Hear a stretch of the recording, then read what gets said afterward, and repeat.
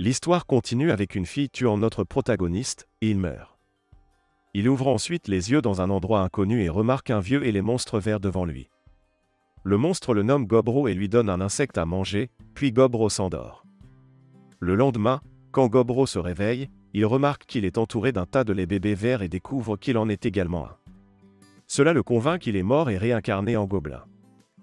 Le jour suivant, Gobro grandit et est surpris de voir à quelle vitesse les gobelins mûrissent. Il teste son corps mature et pense qu'il devrait être heureux car il a eu une seconde chance dans la vie. Cette fois, il va survivre, et le lendemain, le vieux gobelin donne à chaque nouveau-né gobelin des insectes à manger et mentionne que ce sera le dernier repas qu'ils recevront de lui, et dès demain, ils devront se débrouiller seuls. Les gobelins mangent la nourriture et Gobro sort de la grotte dans laquelle il se trouve. Il remarque des oiseaux étranges dans le ciel et observe qu'il y a aussi des plantes ici qu'il ne reconnaît pas. Il comprend que ce monde est différent de celui dans lequel il vivait et remarque un gobelin nommé Gob-Kishi derrière lui. Il se présente à Gob-Kishi et fait équipe avec lui car c'est le plus grand des enfants gobelins. Ils partent chasser et trouvent un lapin cornu. Pendant que Gob-Kishi distrait le lapin, Gobro lance une attaque surprise d'en haut et le tue. Gob-Kishi essaie ensuite de manger le lapin, mais Gobro le bête et mentionne qu'ils sont censés partager cette proie. Après avoir expliqué la nature de leur relation à Gob-Kishi, Gobro examine la corne du lapin pour voir s'il peut en faire une arme, et il reçoit une notification disant qu'il a reçu la corne d'une petite créature. Il se demande ce que c'était, puis mange la viande avec Gob-Kishi. Le 5e jour, tous deux utilisent la même technique pour tuer un autre lapin cornu, mais cette fois, Gobro utilise la corne qu'il a obtenue plus tôt pour tuer le lapin. Il prend également la corne de ce lapin, et il reçoit un message similaire cette fois-ci aussi. Il mange tout de la viande, et après avoir mangé, Gobro apprend la compétence d'évasion. Il explique ensuite que dans sa vie antérieure, il avait une compétence ESP extrêmement rare appelée absorption, et en utilisant cette compétence, il a la chance de gagner les capacités de tout ce qu'il mange.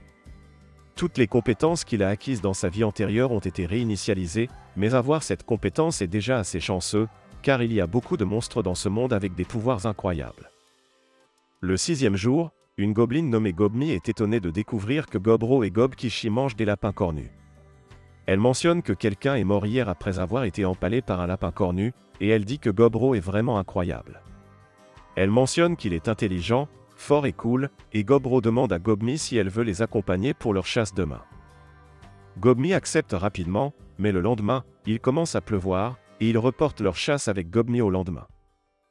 Gobro vérifie alors ce qu'ils ont en stock pour voir s'il peut fabriquer une nouvelle arme, et il est surpris de ce qu'il y a. La scène le montre ensuite fabriquant une arme avec de la pierre qu'il a trouvée, et il mentionne que lorsqu'il est allé dans le stockage, il a trouvé un groupe de femmes captives. Il était évident qu'elles étaient utilisées pour donner naissance à des gobelins, et le vieux gobelin vient alors vérifier Gobro, et il mentionne que Gobro semble motivé. Gobro mentionne que ce type s'appelle Gobji et qu'il est l'aîné de cette grotte. Gobji mentionne ensuite que Gobro pourrait monter de niveau plus rapidement, et il explique qu'il peut vérifier les niveaux des autres en tapotant sa tête en les regardant. Il remarque que Gobji a un niveau de 86, et Gobji explique que s'ils atteignent le niveau 100, ils pourront évoluer vers une forme de vie plus avancée. Il mentionne qu'un seul gobelin sur une douzaine parvient à le faire, et Gobro explique alors que les gobelins vieillissent rapidement et que cet homme âgé n'a que la vingtaine. Gobji part ensuite après avoir dit à Gobro que les jeunes reviendront bientôt au village, et ensuite, Gobro découvrira à quoi ressemble un hobgoblin évolué. Il se demande quel genre de proie ils vont apporter cette fois, et il a un sourire effrayant sur son visage. Le 8e jour, Gobro, Gobmi et Gob-Kishi combattent un tas de monstres et parviennent à tous les éliminer en travaillant ensemble. Gobmi agit comme leur soutien, Gobro combat à moyenne portée et Gob-Kishi agit comme leur avant-garde, et avec cette formation, ils parviennent à récolter beaucoup de nourriture. Ils mangent tous la nourriture et pensent que c'est génial. Gobmi pleure des larmes de joie car elle n'a mangé que des fruits jusqu'à présent, et après avoir mangé le serpent, Gobro obtient les compétences suivantes: thermographie, venin, résistance au venin, recherche et œil maléfique. Il pense que ce serpent doit être d'un tout autre niveau, et Gob-Kishi lui demande ensuite s'il peut manger la tête de ce serpent. Gobro dit qu'il ne le peut pas car c'est toxique, et il mange la tête à la place, pensant qu'il survivra dans ce monde quoi qu'il arrive. Le 9e et le 10e jour, nos gobelins préparent leur équipement et chassent comme d'habitude. Le 11e jour, nous les voyons entrer dans une grotte et remarquer plusieurs chauves-souris à l'intérieur. Il s'enfuit après avoir vu leur grand nombre, et Gobro demande ensuite à Gobmi d'aller de l'avant, et à Gob-Kishi de préparer le bouclier. Pendant que Gob-Kishi défend, Gobro élimine certaines des chauves-souris et utilise son œil maléfique pour les paralyser toutes, et ils travaillent tous ensemble pour les éliminer. Ensuite, il mange les chauves-souris, et Gobro apprend les compétences appelées écolocation, Vamp-Up et Vamphilia. Nous voyons alors que certains gobelins regardent le groupe de Gobro pendant qu'il mange, et la nuit du 12e jour, certains gobelins viennent battre Gobro pendant son sommeil, mais Gobro les détecte en utilisant sa compétence de recherche qu'il garde active tout le temps. Il bat ensuite tous les gobelins, et l'un demeure parce qu'il utilise accidentellement trop de poison sur lui. Il mentionne qu'il va maintenant leur donner une leçon, mais Gobmi vient là-bas et étrangle un des gobelins en colère, et Gobro l'arrête de tuer le gobelin. Le 13e jour, le groupe de Gobro lance une attaque surprise sur un ORC, et ils parviennent à le vaincre en travaillant ensemble, mais cela demande des efforts. Ils mangent tous l'ORC, et Gobro apprend les compétences suivantes, libido, langue ORC et détection et analyse. Ensuite, quand ils sont rassasiés, Gobro déclare qu'ils devraient ramener le reste de la viande avec eux, et il partage la viande avec les autres enfants gobelins de la grotte. Il lui demande s'il en est sûr, et Gobro mentionne que c'est pourquoi il l'a apporté ici. Ils mangent tous la viande, et Gobro pense qu'il n'aurait jamais envisagé d'aider les démunis de cette manière dans son ancien monde. Il réalise qu'en plus de son apparence, quelque chose d'autre a changé en lui, et pendant la nuit, alors que Gobro dort, il reçoit une notification disant que ses valeurs de niveau ont dépassé. Il est qualifié pour évoluer en hobgoblin, et la notification lui demande s'il veut continuer. Nous voyons que Gobro est fatigué maintenant, et il sélectionne au hasard oui. Ensuite, il reçoit la bénédiction du grand dieu de la disparition et de l'origine, et le matin du 14e jour, il découvre qu'il a l'air un peu différent maintenant. Il remarque qu'il ressemble un peu à ce qu'il était avant de se réincarner, et il observe que Gob-Kishi est également différent. Gobmi est surprise de les voir tous les deux dans leur nouvelle forme, et l'aîné ne peut pas croire qu'il se soit déjà transformé en hobgoblin. Gob-Kishi mentionne ensuite qu'il veut voir à quel point il est devenu plus fort, et Gobro déclare qu'il devrait partir à la chasse, mais Gob-Kishi mentionne qu'il veut combattre Gobro. Les deux se battent ensuite dans la forêt, et ils se frappent mutuellement, mais Gob-Kishi n'est pas assez rapide, et Gobro parvient à le vaincre. Gob-Kishi mentionne ensuite que Gobro est fort, et Gobro déclare que Gob-Kishi a plus de puissance que lui, et il remarque ensuite quelque chose qui se dirige vers eux. Il mentionne que des ennuis arrivent, et il demande à Gobmi de prendre l'arbalète qu'ils ont fabriquée l'autre jour.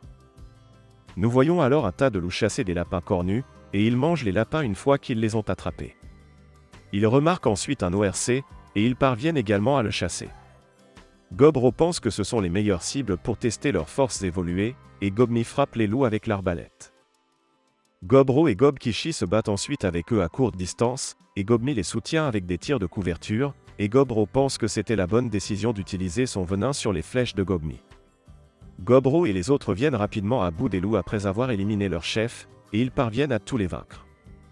Gobro mange ensuite le loup et obtient certaines compétences appelées chasse sauvage, armure cachée et ordre. Il retourne au village avec le reste des loups et les donne aux autres enfants gobelins. Il mentionne qu'ils n'ont pas besoin de le remercier, mais il s'attend à ce qu'ils attrapent la même quantité de proies qu'ils leur ont fournies à partir de maintenant. Les gobelins se demandent comment ils sont censés faire cela, et Gobro leur demande s'ils sont mécontents de cela. Les gobelins lui demandent ensuite de leur apprendre à tuer, et Gobro mentionne qu'il leur apprendra à chasser s'ils ne le savent pas. Il leur apprendra également à fabriquer des armes, et les gobelins le remercient pour cela, mais Gobro déclare que c'est seulement naturel car ils sont camarades. Tous les gobelins applaudissent alors pour Gobro, et ils pensent que cela doit être l'effet de la compétence d'ordre qu'il a apprise. Le 17e jour, nous voyons Gobro entraîner les enfants gobelins, et ils pensent que cela fait 4 jours que l'entraînement a commencé, mais les gobelins ont encore beaucoup à apprendre, et ils remarquent ensuite que Gobmi a également évolué. Le lendemain, Gobro remarque que les femmes humaines se sont suicidées en utilisant du poison, et lui et Gobji brûlent leurs cadavres. Gobro pense qu'elles ont peut-être commis suicide parce qu'elles avaient perdu tout espoir, et après quelques jours, on voit que Gobro continue d'entraîner les gobelins de sa génération. Il explique que ces derniers jours, il a mangé des monstres qui semblaient avoir des compétences prometteuses, et il a appris beaucoup de nouvelles capacités. Il remarque ensuite un groupe de personnes qui s'approchent d'eux, et il se prépare à combattre en pensant qu'ils pourraient être hostiles. Gobji l'arrête et lui dit qu'ils sont leurs pilleurs, et qu'ils sont les pères de leur génération. Ensuite, Gobro remarque que les pilleurs ont amené 5 femmes humaines avec eux, et Gobji leur dit que cela tombe bien, car le dernier lot qu'ils ont apporté est déjà parti. Gobro explique alors que les gobelins ont un ADN si fort que lorsqu'ils se reproduisent avec d'autres espèces, le résultat est toujours des enfants gobelins. Il pense qu'il peut comprendre l'instinct de reproduction, mais il ne se sent pas bien à ce sujet. Il demande alors au chef des pilleurs nommé Hobken de lui permettre de s'occuper des femmes humaines, mais Hobken n'apprécie pas que Gobro lui donne des ordres, et il l'attrape par le col. Cela incite tous les gobelins sous le commandement de Gobro à prendre les armes, et les pilleurs en font de même. 2 hobgoblins femelles du côté des pilleurs arrêtent ensuite les 2 parties de se battre, et Gobji les présente comme Hobsato et la mage Hobsei. Hobsato mentionne qu'ils devraient laisser les leaders de leurs générations respectives régler ce différend, et le vainqueur décidera de ce que le village va faire à partir de maintenant, et elle déclare que les armes ne seront pas autorisées dans ce combat. Hobken est d'accord avec cela, et Gobro le bête facilement. Il pense que c'est une bonne chose qu'il ait appris à produire de la soie d'araignée de l'araignée démoniaque, et Hobsato et Hobsei sont surpris de voir les compétences de Gobro. Gobro mentionne que cela fait de lui le chef de ce village, et il demande à tout le monde s'ils ont des objections, mais aucun d'eux ne parle. La scène coupe ensuite à Gobro parlant aux femmes enlevées, et il leur demande de ne pas s'inquiéter, car personne ne les touchera. Il déclare qu'il veillera à ce qu'elles soient prises en charge, et il les emmènera un jour dans un village humain. La femme aux cheveux roux lui demande ce qu'elles doivent faire en retour, et Gobro déclare qu'il veut juste leur connaissance humaine. Il discute ensuite avec les femmes, et il découvre qu'elles faisaient partie d'une entreprise itinérante, et quand les anciens gobelins les ont attaquées, elles ont tué tous les hommes, et ces 5-là sont les seules survivantes. Les femmes pleurent après avoir raconté leur histoire, et Gobro les laisse seules un moment. Le lendemain, lorsque Gobro leur rend visite avec de la nourriture, il remarque qu'elles sont plus joyeuses maintenant, et il réalise qu'elles ont décidé de faire face à cela avec une attitude positive. Pendant qu'ils mangent, Gobro pense qu'il a cuisiné pour eux en utilisant les ingrédients et les ustensiles qui faisaient partie du butin, et il déclare que les humains n'évoluent pas comme le font les monstres, mais en échange, ils ont une variété de métiers, et il explique que la fille aux lunettes est une alchimiste, les sœurs jumelles sont aussi cuisinières et couturières, la fille étourdie est une évaluatrice et une forgeronne, et la rousse est une guerrière débutante. Il pense qu'il va la faire participer à son entraînement plus tard, et la scène coupe à lui entraînant les gobelins. Il traite tout le monde de la même manière, et bat tous ceux qui ne suivent pas et qui lui parlent mal. Pendant les jours suivants, il se concentre sur les exercices de groupe plutôt que sur la chasse, et il fait apprendre aux gobelins les nouvelles règles qu'il a créées.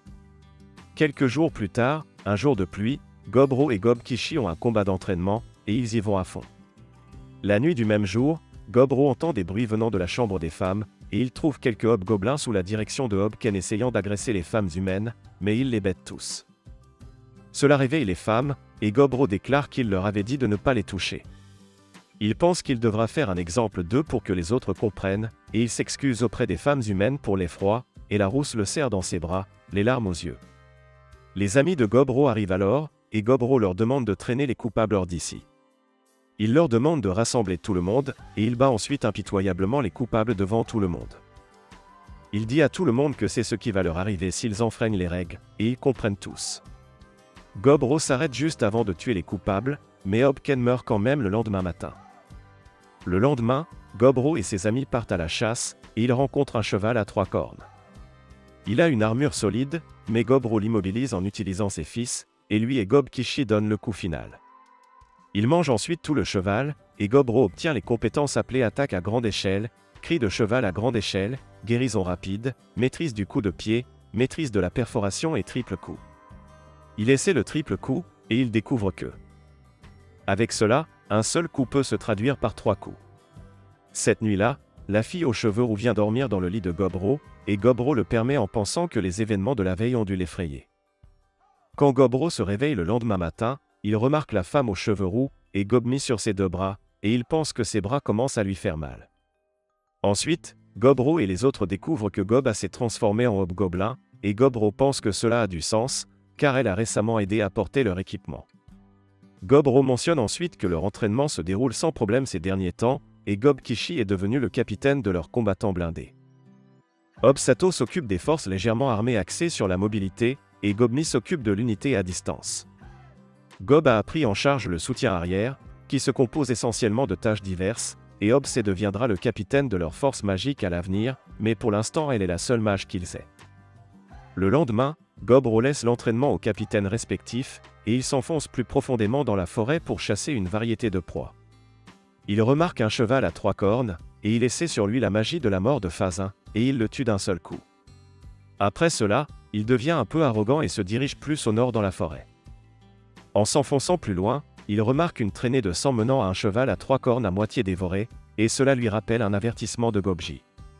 Il se souvient que Gobji les avait prévenus de ne pas s'enfoncer profondément dans les bois du nord, car un énorme ours rouge y vit, et Gobro ne peut pas croire qu'une chose puisse manger le cheval à 3 cornes blindé. Il tombe ensuite sur l'ours rouge, et il pense qu'une personne rationnelle serait probablement en fuite dans cette situation, mais il élabore un plan pour abattre l'ours, et il utilise sa magie de la mort de Phasin sur lui. La scène coupe alors à Gobmi disant à Gob que Gobro n'est pas revenu aujourd'hui, et Gob déclare qu'elle ne l'a pas vu non plus aujourd'hui. Elle mentionne qu'elle va demander aux autres ce qu'il en est, et après les avoir interrogés, elle informe Gobmi qu'ils ne l'ont pas vu non plus aujourd'hui, et ils ont déclaré qu'il devrait aller bien, car il est fort.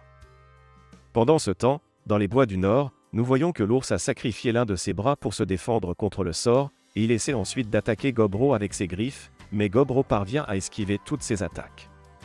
Il porte ensuite un coup sur lui avec sa hache, mais la peau de l'ours est trop dure pour lui percer.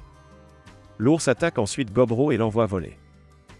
Gobro utilise alors ses fils pour lier complètement l'ours, mais l'ours parvient à briser facilement les fils, et il attaque Gobro avec un souffle de feu destructeur, et le bras de Gobro est endommagé à cause de cela, mais il parvient à le guérir.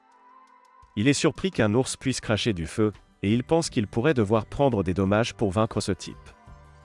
Il se dirige ensuite droit vers l'ours, et l'ours utilise un autre souffle de feu, mais Gobro se rapproche toujours de lui en endurant le souffle de feu en se protégeant avec un sort d'eau. Il se rapproche de l'ours et lui enfonce une épée dans la bouche, mais cela ne suffit pas à le faire tomber, et l'ours l'envoie voler. Gobro parvient à minimiser les dommages de l'attaque en utilisant un sort d'eau sur son dos, et il remarque qu'un morceau de l'épée est encore à l'intérieur de la bouche de l'ours, donc il ne pourra pas utiliser un autre souffle de feu. L'ours se dirige alors vers lui, et Gobro déclare qu'il est fini s'il prend une autre attaque, mais l'ours ne montre aucun signe de faiblesse. Il pense qu'il est en très mauvaise posture, mais il continue néanmoins à se battre contre l'ours, et il perd un bras à cause d'une des attaques de l'ours. La scène coupe alors au lendemain matin, et nous voyons que Gobro a finalement vaincu l'ours, mais il est également aux portes de la mort. Il utilise le reste de sa force pour manger un peu de viande d'ours, et il obtient les compétences appelées dommage lourd et force écrasante. Il reste alors au bord de la perte de conscience, mais avant cela, il remarque qu'il peut désormais évoluer en une espèce rare d'ogre, et il sélectionne oui avant de s'évanouir. Le lendemain, Gobro se réveille, et il a faim. Il mange la viande d'ours devant lui, et il obtient les capacités appelées hurlement du seigneur de la montagne, lueur menaçante et tolérance absolue. Il pense qu'il devrait ramener la peau de l'ours au village, et il sort son couteau pour dépecer l'ours. Il remarque que le couteau lui semble plus petit, et il découvre qu'il a évolué en ogre. La scène coupe alors à Gobro dans le village, et tout le monde panique en voyant un ogre, et ils essaient de s'enfuir en pensant qu'ils vont être attaqués, mais Gobmi reconnaît Gobro, et elle lui donne un long serment, et tout le monde découvre ce qui s'est passé.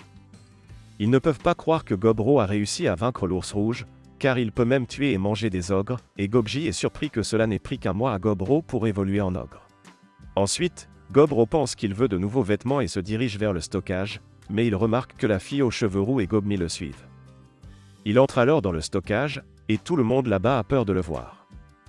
Leur réaction blesse un peu Gobro, mais ils comprennent bientôt qui il est, et Gobmi lui pince alors la jambe.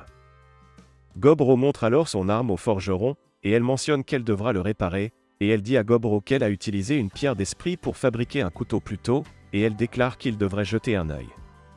Gobro mentionne qu'il le fera, et il caresse la fille sur la tête, ce qui la rend heureuse. Gobmi et la fille aux cheveux roux sont jalouses de voir cela, et elles pincèrent les jambes de Gobro. Les jumelles disent alors à Gobro qu'elles ont besoin d'une aide supplémentaire pour leur travail, et Gobro mentionne qu'il leur donnera 3 gobelins femelles de l'équipe de soutien arrière. Les jumelles sont contentes de cela, et Gobro est heureux de voir que les humains s'entendent bien avec les gobelins. Il dit alors aux jumelles qu'elles feraient de grandes épouses un jour, et il se demande si elles sont intéressées. Cela les rend embarrassées, et Gobro pense que leurs sourires sont mignons. Gobmi et la rousse frappent Gobro avec un bâton pour cela, et Gobro rencontre ensuite l'alchimiste qui est revenu à la fabrication de potions. Il remarque qu'elle a fabriqué un poison, et il lui demande pourquoi elle a fait ça. Elle mentionne que c'était pour se protéger, mais elle n'en aura plus besoin, maintenant qu'elle sait qu'il y a des gobelins de confiance comme lui ici. Elle déclare que c'était juste le strict minimum de protection, et cela ne fonctionnera pas sur lui maintenant qu'il est si fort. Gobro la soulève et déclare qu'il ne peut rien y faire. Il pense que le sourire timide d'une belle femme est un spectacle à voir, et il peut sentir des regards meurtriers de Gobmi et de la rousse. Il remonte alors le moral des deux filles, mais cela lui prend beaucoup de temps, et cela le laisse à la fois physiquement et mentalement fatigué. Le lendemain, Gobro n'est pas capable de faire de la lutte comme d'habitude, car les gobelins normaux ne peuvent pas encaisser ses coups. Même une seule attaque les met au bord de la mort, alors il annule la lutte. Il remarque que Gob Kishi agit un peu bizarrement, et il essaie de lui en parler, mais Gob Kishi part à la chasse pour éviter le sujet. Gobro mentionne alors que ces derniers temps, la rousse s'est concentrée sur un entraînement personnel et Gobé a commencé à extraire des pierres d'esprit, ce qui est devenu un passe-temps pour elle. Gobmi et Obsato se sont également rapprochés, et nous voyons qu'ils passent du temps avec Obsé. Elle remarque que perdre sa main n'a en rien ralenti Gobro, et Gobro mentionne qu'il s'y est habitué, et il pense que c'est grâce à une slim qu'il a mangé. Il lui demande ensuite si Gob Kishi va bien, et Obsé mentionne que cela dépendra de sa réaction. Il lui demande ensuite de lui rendre son livre, car il n'a pas fini de le lire, mais Obsé l'ignore. Le lendemain, Gobro profite de son déjeuner après l'entraînement du matin, et Gobé vient à lui avec un carboncle blessé. Elle a l'air paniquée, et Gobro utilise l'une de ses compétences pour guérir le carboncle, et Gobé lui dit qu'elle l'a trouvé en creusant dans certains murs. Gobro déclare qu'elle a perdu beaucoup de sang, et il la guérit avec l'aide de l'alchimiste. Ensuite, le carboncle se réveille et se demande où elle est. Gobé lui explique la situation, et le carboncle les remercie de l'avoir aidé. Elle se présente en tant que returnée, et elle mentionne qu'elle a été attaquée par des humains il n'y a pas longtemps. Elle explique que le gemme sur la tête d'un carboncle vaut des milliards en or, et que les aventuriers humains voulaient le prendre pour eux-mêmes. Returnée leur demande alors de l'aider à chasser ces aventuriers, et elle mentionne qu'elle n'a pas longtemps à vivre. Nous découvrons alors que Returnée est un carboncle artificiel, et elle a été créée il y a longtemps par un mage légendaire nommé Velvet, et il en a fait la gardienne de son trésor. Lorsqu'elle a été attaquée par les humains, le noyau qui la maintient en vie a été gravement endommagé, et en raison de cela, elle n'a pas longtemps à vivre. Elle mentionne que le trésor caché est rempli de toutes sortes d'objets légendaires que Velvet a passé sa vie à collectionner, et comme son maître méprisait les humains, il préférerait les laisser avoir son héritage plutôt que de le laisser tomber entre les mains humaines. Entendant cela, Gobro accepte de l'aider, et il demande à la forgeronne si elle a le couteau dont elle a parlé. La forgeronne lui donne le couteau, et il pense que c'est mieux que de se battre à main nue.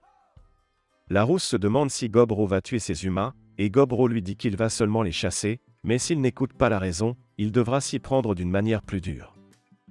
Ensuite, ils se rendent au trésor par le tunnel que Gobé a creusé, et Gobro demande à Gob Kishi et aux autres de se cacher d'abord, pour qu'ils puissent négocier avec les humains.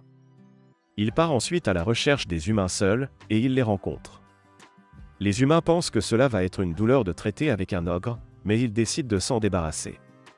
Un assassin attaque ensuite Gobro, mais il voit à travers son sort de dissimulation pour arrêter son attaque. Il dit alors aux aventuriers que c'est la maison de quelqu'un d'autre, et qu'ils ne devraient pas essayer de semer la pagaille ici sans leur permission. Les aventuriers sont furieux de voir l'ogre parler comme un humain, et Gobro mentionne qu'il les laissera partir s'ils partent maintenant. Les aventuriers ne l'écoutent pas, et ils essaient de l'attaquer, mais Gobro esquive facilement leurs attaques. Ils pensent que ces aventuriers ont un équipement de haute qualité, mais ils se sont trop appuyés sur l'augmentation de leur niveau et les ajustements de travail, donc ils n'ont pas travaillé sur leurs compétences de base. Le mage parvient ensuite à lancer un sort sur Gobro, mais il n'a aucun effet sur lui, et il réalise qu'il l'a bloqué d'une manière ou d'une autre avec de la magie. Cela met Gobro en colère, et il demande à ses forces de sortir. Tous les gobelins attaquent alors les aventuriers, et ils les battent facilement. Ensuite, Gobro les mange, et il obtient les classes de travail nommées assassins, croisés, gardiens, grand mage, prêtre et enchanteur. Il obtient également une bague avec de la magie de dissimulation de statue et un sac avec la fonction de boîte à objets, et il les mange tous les deux pour obtenir les capacités de dissimulation de statue et de boîte à objets. Il peut maintenant faire apparaître la boîte à objets à volonté, et il est heureux de voir que la boîte à objets peut contenir 99 exemplaires de 2000 objets différents. Après avoir rempli leur promesse envers Returnée, il se dirige vers le trésor, et il remarque le corps du maître de Returnée là-bas. Returnée explique que son maître était doué pour communiquer avec les esprits, et c'est pourquoi ils pourront récupérer une grande variété de pierres d'esprit ici. Gobro pense qu'il aurait pu être un grand sorcier, et Retourné meurt ensuite. Gobro mange sa pierre et il apprend l'aptitude appelée Ordre Doré. Gobé se demande si c'était la bonne chose à faire, et Gobro déclare que oui. Gob Kishi lui demande alors si elle va bien, et elle mentionne que oui. Ils ont ensuite un moment de silence pour Retourné, et ils se séparent pour ramasser tout ce qui a de la valeur. La boîte à objets est pratique pour cela, et même après l'avoir remplie avec tout le trésor de la pièce, il reste encore beaucoup de place. Avant de partir, Gobro incinère le corps de Velvet, et un gantelet tombe de sa main. Gobro enfile le gantelet, et il fusionne avec son corps. Il découvre que c'est un objet légendaire, et nous voyons que son bras peut tourner et se transformer à volonté maintenant, et il peut même créer du poison et des fils. Les autres sont surpris de voir cela, et Gobro pense que c'est bien mieux qu'un bras normal. Ensuite, il retourne au peuplement des gobelins, et il décide de faire la fête, car il y avait de l'alcool dans le butin qu'ils ont collecté. Le lendemain, Gobro évalue leur collection d'objets avec la forgeronne, et il découvre que la plupart des objets sont assez incroyables. Le jour suivant, ils fournissent des objets magiques à tous les 15 de leur hobgoblin, et Gobro prend une lance vermillon, ainsi qu'un bracelet magique, et avec l'objet sur son bras, il a maintenant 3 objets légendaires. Il explique ensuite que les objets légendaires sont assez précieux, et même des pays entiers prendront des mesures pour les acquérir, et les objets de rang fantasme sont les seuls au-dessus des légendaires. Plus tard dans l'après-midi, Gobro et les autres ramassent des ingrédients pour faire un ragoût d'ours, et la partie de chasse est beaucoup plus facile avec les compétences améliorées de tout le monde, et le ragoût est aussi délicieux. Le lendemain, ils ont une bataille pour décider des rangs des hobgoblins, et Gobro remarque qu'ils ont bien progressé, et il peut même former un groupe de mercenaires avec tous les combattants qu'il a maintenant. Le lendemain, Gobro se rend dans les montagnes à la recherche de proies qu'il n'a pas encore vues, et il tombe sur Eba, une araignée dorée. Il la mange, et il obtient la capacité appelée fil d'or et carapace d'araignée dorée. Il pense qu'il peut devenir un styliste avec ses compétences, et il rencontre ensuite un cerf rouge aux belles ramures. Il le bête également, et il pense qu'il va devoir en manger encore quelques-uns pour obtenir toutes ses capacités. Il erre ensuite plus profondément dans les bois, et il tombe sur un bel arbre massif. En voyant cela, il se souvient que Gobji lui a dit qu'il y a des créatures appelées dryades dans ce monde, et elles séduisent les mâles intelligents et se nourrissent d'eux pour les nutriments. Il n'y a que des femelles parmi leur race, et elles sont toutes exceptionnellement belles, donc il n'y a pas de pénurie d'hommes tombant sous leur charme. Gobro rencontre alors une dryade, et il essaie de résister à la tentation, mais il ne peut pas, et il pense que c'est seulement naturel, car il est encore vierge dans cette vie. Il pense qu'il va devenir de la nourriture s'il ne fait rien bientôt, et il utilise ensuite sa compétence de libido. Ensuite, lui et la dryade profitent de la compagnie de l'autre pendant 5 heures, et Gobro obtient la capacité appelée Félicitations de Gui. La dryade lui demande alors de revenir une autre fois, et Gobro déclare qu'il le fera s'il en a envie. Après avoir marché un moment, il tombe sur un lac, et il prend un bain. Des hommes lézards l'attaquent alors, et il les mange après les avoir abattus. Il obtient les compétences appelées langage des hommes lézards et vie aquatique de cela, et il combat ensuite d'autres monstres sur son chemin du retour. Le lendemain, il découvre que 2 gobelins sont capables de devenir des mages, et Hobbs les prend sous son aile.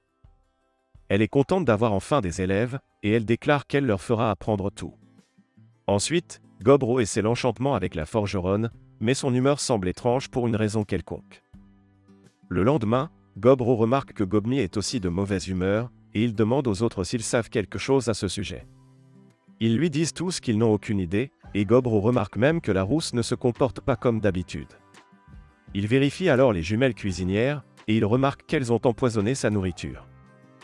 Gobro se rend alors chez l'alchimiste en dernier recours, et il lui demande à ce sujet, et elle lui dit que Gobro peut être vraiment dense parfois.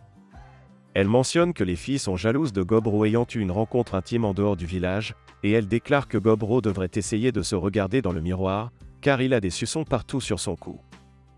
Gobro se demande ce qu'il devrait faire à ce sujet, et l'alchimiste mentionne qu'elle peut comprendre ce qu'elle ressente, et elle embrasse Gobro. Elle lui dit que c'est ce qu'elle ressent, et Gobro se demande si elle fait cela juste pour gagner sa faveur. Il pense qu'il est assez content de cela, et il pourrait bien se laisser emporter, et Gobmi arrive alors avec un air en colère. Elle mentionne que Gobro devrait l'inclure s'ils vont le faire, et les autres filles humaines lui demandent la même chose. Gobro partage ensuite un moment merveilleux avec toutes les filles de la pièce, et Gob Kishi et Gobé remarquent qu'il a scellé la pièce avec des fils d'or insonorisés. Ils décident de ne pas le déranger, et Gobro déclare qu'il prendra la responsabilité si quelque chose se passe. La scène coupe alors sur Gobro au lit, et il déclare que sa capacité de recherche s'améliore graduellement, et à ce stade, il est capable d'identifier les races qu'il a déjà vues et d'avoir une idée générale de leurs forces. Il remarque ensuite que quelque chose vient vers eux, et il sort avec quelques autres gobelins pour accueillir leurs visiteurs. Nous découvrons que les visiteurs sont des elfes, et Gobro pense que cela va être une douleur dans le cul. Le chef du groupe d'elfes se montre hautain devant les gobelins, et il leur demande de venir aider leur clan, car ils vont être attaqués par des gobelins. Il mentionne qu'ils vont compenser avec plusieurs mois de nourriture, et Gobji dit à Gobro que c'est une bonne offre, mais Gobro refuse toujours. Il mentionne qu'ils se fichent complètement de leur situation, et il leur dit qu'ils doivent être sincères s'ils veulent de l'aide. Les elfes tentent alors de combattre Gobro, mais Gobro utilise son intimidation pour les empêcher d'attaquer, et il attrape le chef par la gorge. Il lui dit de faire cesser ses archers cachés s'il veut vivre, et le chef dit aux archers de baisser leurs armes. Gobro mentionne ensuite qu'il refuse leur offre parce qu'il n'en a pas envie, mais il vit aussi dans ces bois, et il n'est pas opposé à s'allier si les humains viennent les attaquer. Il plante alors sa lance dans le sol, et cela produit des centaines de lances autour de tous les elfes, et les elfes sont surpris de voir cela. Gobro explique qu'il n'est pas non plus sûr de comment cela fonctionne, mais quand il plante quelque chose avec sa lance, cela produit une quantité illimitée de lances qui peuvent s'étendre jusqu'à 100 mètres. Les elfes battent alors en retraite, et Gobro pense qu'il devrait rester à l'écart pendant un certain temps après une frayeur comme celle-là. Le lendemain, Gobro chasse des limaces grises dans les bois, et il en tue 20.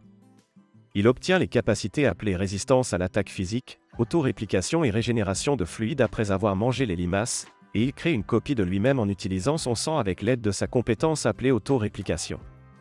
Il remarque qu'il peut transférer sa conscience dans son clone, et il pense que cela sera utile. Le lendemain, Gobro demande à Gobmi et aux autres de fabriquer des vêtements de voyage pour tout le monde avec son sang dans la doublure, et il pense que cela peut servir de transmetteur en cas d'urgence. Ensuite, Gobro utilise son clone pour découvrir que les elfes sont de retour, et il laisse échapper un rugissement intense pour les paralyser, et il les attrape ensuite avec l'aide de ses fils. Plus tard, il demande au chef des elfes pourquoi il est de retour ici, et le chef mentionne que son barbarisme de l'autre jour a blessé son orgueil, et il va le tuer pour cela. Les filles parmi les elfes s'excusent auprès de Gobro, et elles mentionnent qu'elles ont essayé de le prévenir, mais il n'a pas écouté. Gobro leur dit alors que leur idiot de chef va mourir, et le reste d'entre eux affrontera son peuple dans une bataille simulée, et ils pourront vivre s'ils survivent. Nous voyons ensuite qu'après le combat, sur les 23 elfes qui ont combattu, seuls 6 ont été vaincus, et les perdants étaient tous des hommes. Il explique qu'il a un peu modifié les matchs pour que les filles survivent, et il mange ensuite les elfes vaincus, ce qui lui donne les capacités appelées résidents d'Evergreen, élémentalistes, connaissance de l'archerie, suivi et dissimulation. Il dit ensuite aux vainqueurs de rendre leurs armes et objets magiques, et ils sont surpris que Gobro ne les laisse pas partir. Gobro déclare bien sûr qu'il ne les laissera pas partir, car ils sont venus ici pour les tuer, et Gobji mentionne que cela fait un moment qu'il ne s'est pas amusé avec un elfe, mais Gobro lui dit de ne toucher personne sans sa permission. Gobji comprend, mais il se demande s'il peut au moins obtenir un peu d'action, car il est frustré ces derniers temps, et Gobro lui dit de tout faire avec modération. Gobro mange ensuite le chef des elfes, et le lendemain, nous voyons que Gob-Kishi a évolué. Gobro et Gobmi sont heureux de voir cela, et Gobro explique que Gob-Kishi a évolué en une variante spéciale d'ogre, et sa peau rouge foncée est le résultat d'une bénédiction du demi-dieu du feu. Sa peau de fer luisante et dure est supposément une bénédiction du demi-dieu de la guerre, et Gob-Kishi dit ensuite à Gobro que tous les deux devraient se battre, car Gobro n'a personne avec qui s'entraîner depuis qu'il a évolué. Gobro accepte, et les deux se battent alors. Nous voyons que Gob-Kishi est devenu beaucoup plus fort, mais il n'est toujours pas de taille pour les compétences de combat de Gobro, et Gobro parvient à gagner. Gobro pense que cela a prouvé que Gob-Kishi est vraiment son rival, et le soir, il est épuisé après avoir trop combattu. En allant dans sa chambre, il remarque une ombre. Elle s'excuse auprès de lui, et elle lui accorde une compétence, mais le nom de la compétence n'est pas révélé. Ensuite, Gobro se réveille dans son lit, et il se demande ce que c'était. Le lendemain, Gobé lui montre que 4 autres gobelins ont évolué en hobgoblins, et Gobro pense que Gob-Kishi a peut-être été leur inspiration. L'alchimiste lui dit que l'un d'eux a la capacité d'être un mage, et un autre est apte à être un prêtre. Le prêtre s'appelle Gobji, et il dit à Gobro qu'il fera de son mieux. Gobro remarque ensuite que Obse est devenu membre de la famille seigneuriale en tant que demi-seigneur de sort, mais elle a des marques inhabituelles sur sa main qui ne sont pas communes parmi les demi-seigneurs, et Gobro pense qu'elle ressemble aux marques sur son corps. Hobbs déclare alors qu'elle montrera à Gobro à quel point elle est devenue forte, et elle lui montre ensuite ses nouveaux pouvoirs. Gobro remarque qu'elle est vraiment forte, et elle évoluera probablement en seigneur de sort la prochaine fois. Il lui donne ensuite de nouveaux équipements pour célébrer sa montée de rang, et Obsato lui dit qu'elle le rattrapera bientôt. Gobro pense alors que ces derniers temps, les évolutions se produisent plutôt fréquemment, et cela pourrait avoir quelque chose à voir avec lui. Ensuite, il explique qu'à son avis, l'environnement dans le premier mois de la vie d'un gobelin peut avoir un effet majeur sur leur taux de croissance, et il pense que c'est une bonne chose qu'ils deviennent plus forts, mais il y en a qui ne sont pas aussi chanceux. Le lendemain, alors que Gobro retourne de sa chasse, il remarque que quelques gobelins s'enfuient du village, et il leur demande pourquoi ils s'enfuient. Il mentionne qu'ils ont essayé de tenir bon en espérant que les choses s'amélioreraient, mais les plus jeunes les abandonnent tous, et ils n'ont pas pu obtenir d'action. Ils disent que Gobro peut les tuer s'il veut, mais ils ne peuvent pas vivre comme ça plus longtemps, et Gobro leur dit de bien prendre soin d'eux. Ils sont surpris qu'il ne les arrête pas, et Gobro déclare qu'il n'a aucune raison de le faire. Il leur donne un couteau en mithril en guise de cadeau d'adieu, et ils partent. Le lendemain, Gobro découvre un ORC traînant un humain mort, et il tue l'ORC. Il mange l'humain et l'ORC pour obtenir leur capacité, et il obtient la capacité appelée dompteur de monstres de l'humain, et il pense qu'il va utiliser cette capacité pour rendre hommage à l'humain. Cette nuit-là, l'alchimiste lui annonce qu'elle a enfin produit de l'alcool, et Gobro est heureux d'apprendre cela. Le lendemain de cela, Gobro dit à tout le monde que les gobelins de la génération précédente ont quitté le village, et il n'objectera pas si quelqu'un d'autre veut les rejoindre. Il mentionne qu'il donnera également des cadeaux d'adieu à ceux qui souhaitent partir, mais personne ne veut partir. Le lendemain, Gobro fabrique des boucles d'oreilles avec son sang dedans pour servir de dispositif de communication, et le lendemain de cela, il teste les boucles d'oreilles, et il découvre qu'elles fonctionnent parfaitement. Après cela, il se met au travail pour en fabriquer davantage, et le lendemain, Gobé abat seul un cheval triorne. Elle échoue à tuer le cheval, et Gobro utilise sa compétence de dompteur de monstres pour apprivoiser le cheval. Ensuite, Gobro apprivoise un ours gris, et il parvient également à apprivoiser le chef d'une meute de loups noirs. Il laisse le loup servir de garde du corps pour les filles humaines, et le lendemain de cela, Gobro est choqué de voir la rousse se battre si bien contre des kobolds. Il pense que la rousse semble grandir quand elle est acculée, et il est heureux de la voir devenir plus forte. Elle parvient à tuer tous les kobolds, mais il a dû organiser les choses pour qu'elle puisse les combattre un par un. Ensuite, Gobro mange de la viande de kobold, et il partage sa viande avec la rousse quand elle demande à en manger. Après avoir mangé la viande, elle obtient un nouvel emploi, et nous voyons qu'elle est devenue encore plus forte maintenant. Gobro explique que son nouvel emploi est noir soldat, et cela nécessite qu'elle continue à manger périodiquement de la viande de monstre ou elle mourra, mais cela lui donne un énorme coup de pouce en puissance. Plus tard, Gobji informe Gobro que certains de leurs gobelins ont été attaqués par des humains aujourd'hui, et ils ont dû fuir. Entendant cela, Gobro pense que c'est peut-être le moment de la guerre entre les humains et les elfes, et le lendemain, Gobro se réveille et il voit quelques kobolds entrer dans leur grotte. Il remarque qu'ils sont poursuivis par quelque chose, et Gobro dit à ses forces d'attaquer ceux qui poursuivent les kobolds. Il leur dit de laisser les kobolds pour l'instant, car ils peuvent s'en occuper plus tard, et il remarque que les kobolds sont poursuivis par des squelettes non morts. Les gobelins tirent sur les squelettes, mais cela ne fonctionne pas, et leurs autres armes n'ont également aucun effet. Il demande à Gobro ce qu'ils doivent faire, et Gobro remarque que les squelettes proviennent d'un seul point, et il pense que quelque chose doit les créer. Hobbs parvient alors à vaincre un des squelettes en l'écrasant, et voyant cela, Gobro dit à tout le monde de laisser leurs armes et de se battre à main nue. Les gobelins écrasent ensuite les squelettes les uns après les autres, et Gobro se ferait un chemin jusqu'à celui qui crée les squelettes tout en combattant les squelettes sur le chemin, et il élimine le créateur. Il le mange alors, et il obtient la capacité d'invoquer des morts vivants de bas niveau. Il obtient également la capacité appelée matérialisation d'équipements de haut niveau, absorption de mana, réduction de dégâts faibles et réduction de la magie faible. Ensuite, les kobolds expliquent à Gobro qu'ils ont creusé accidentellement leur chemin jusqu'au trésor de Velvet, et ils ont réveillé le gardien qui était un plus grand squelette. Pour échapper au squelette, ils ont fait une dernière course pour la grotte de l'ogre terrifiant, et ils se réfèrent à Gobro comme leur seigneur. Gobro se demande s'ils sont d'accord pour l'appeler ainsi, car il a tué beaucoup de leurs congénères, et les kobolds mentionnent que c'est seulement naturel pour les forts de dévorer les faibles. Il déclare que leur survie en ce moment dépend de sa discrétion, et Gobro mentionne qu'il examinera d'abord leurs blessés, et ils parleront plus tard. Il pense alors qu'il semble avoir rassemblé une foule assez intéressante, mais il n'a aucune idée de comment cela s'est produit. La scène passe ensuite à Ogro qui chasse avec Ogre Kishi, et il remarque quelques humains dans la forêt. Tous deux suivent les humains et constatent qu'ils se cachent sur le côté d'une route. Ogro utilise alors ses toiles pour écouter leur conversation, et découvre qu'ils sont là pour enlever la fille du chef elfe. La fille du chef est censée rentrer d'un festival, et il découvre également qu'un traître parmi les elfes les a informés. Selon eux, la fille du chef doit passer ici 2 heures après le coucher du soleil, et c'est là que l'entourage de la fille du chef arrive.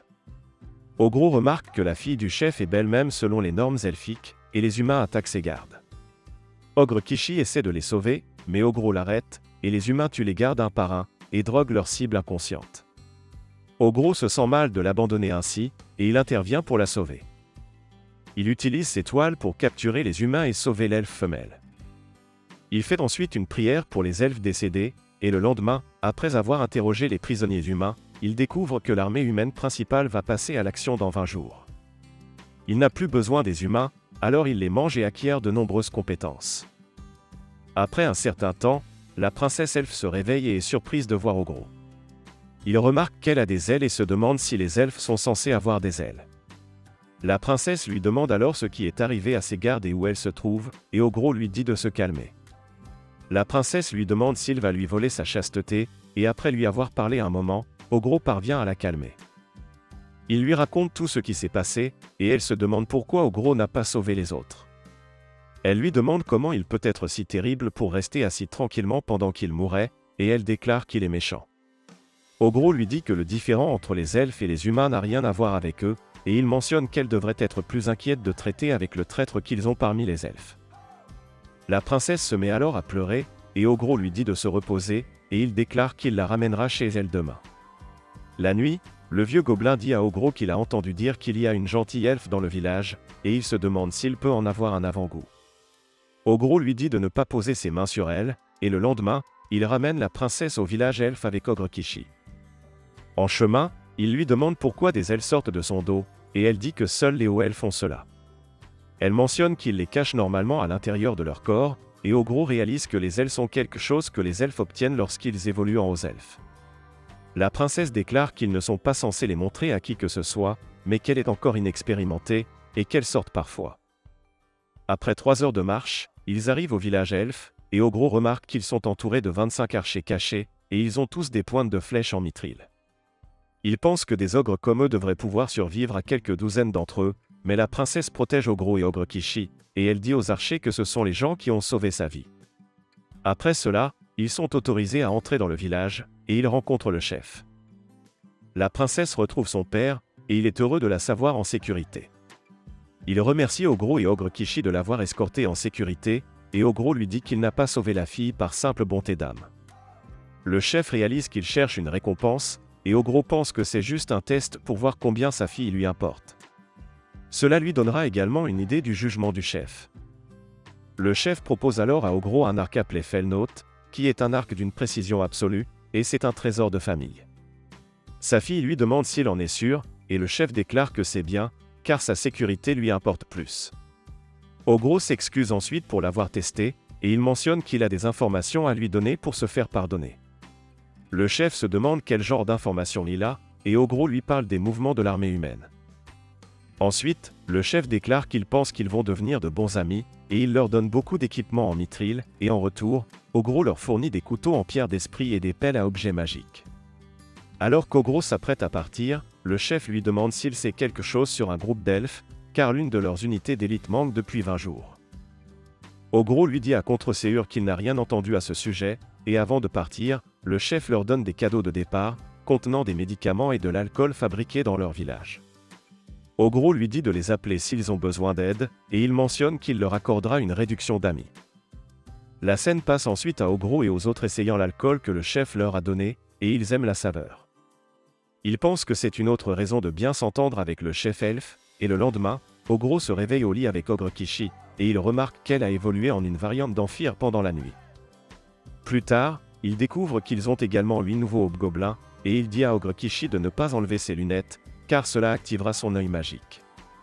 Il explique qu'elle a reçu une bénédiction du dieu de la glace lui donnant la capacité de créer et de manipuler des quantités infinies de glace, et son œil magique peut charmer les ennemis pour les faire se battre entre eux. La faiblesse qu'elle est censée avoir à la lumière du soleil est compensée par la bénédiction qu'elle a reçue, et Ogro remarque que son apparence lui est familière.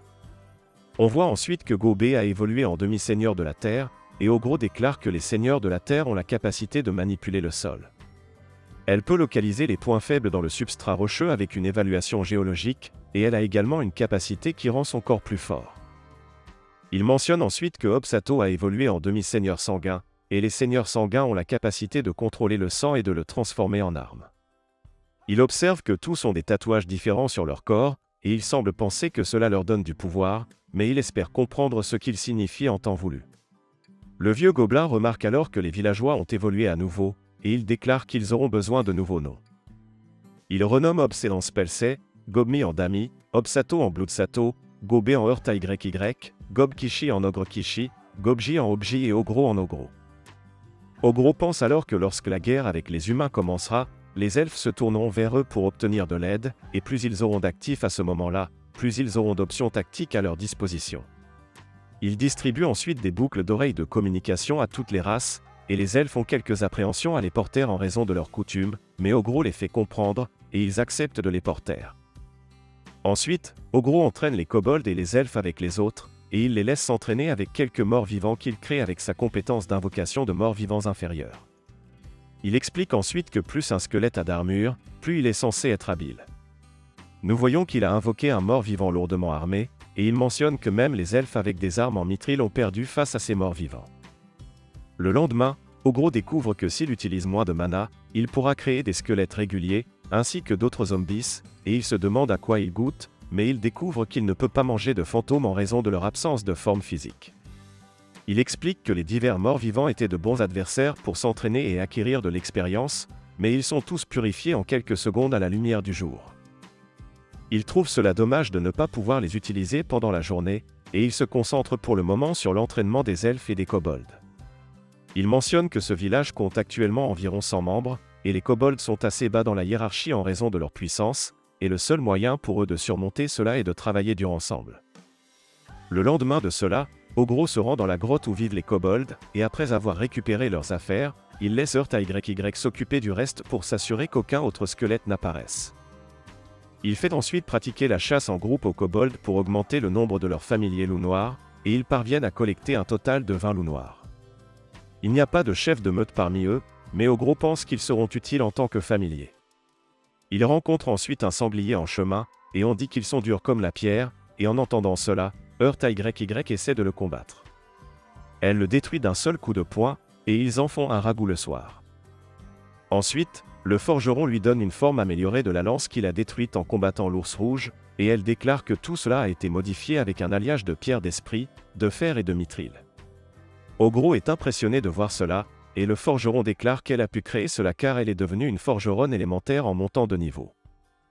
Le lendemain, Ogre Kishi dit à Ogro qu'il est amoureux d'Heurta YY, et Ogro déclare qu'il le savait déjà car Ogre Kishi n'était pas discret à ce sujet. Ogre Kishi mentionne qu'Heurta YY est encore plus jolie depuis qu'elle est devenue une demi-seigneur de la Terre, et il ne peut plus se retenir. Il déclare qu'il ne sait pas quoi lui dire, et il demande à Ogro de l'aider.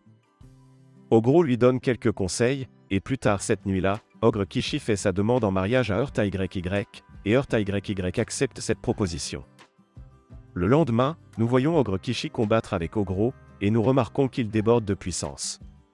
Ogre Kishi déclare qu'il ne s'est jamais senti aussi fort, et Ogro pense que sa confession de la nuit dernière a dû fonctionner.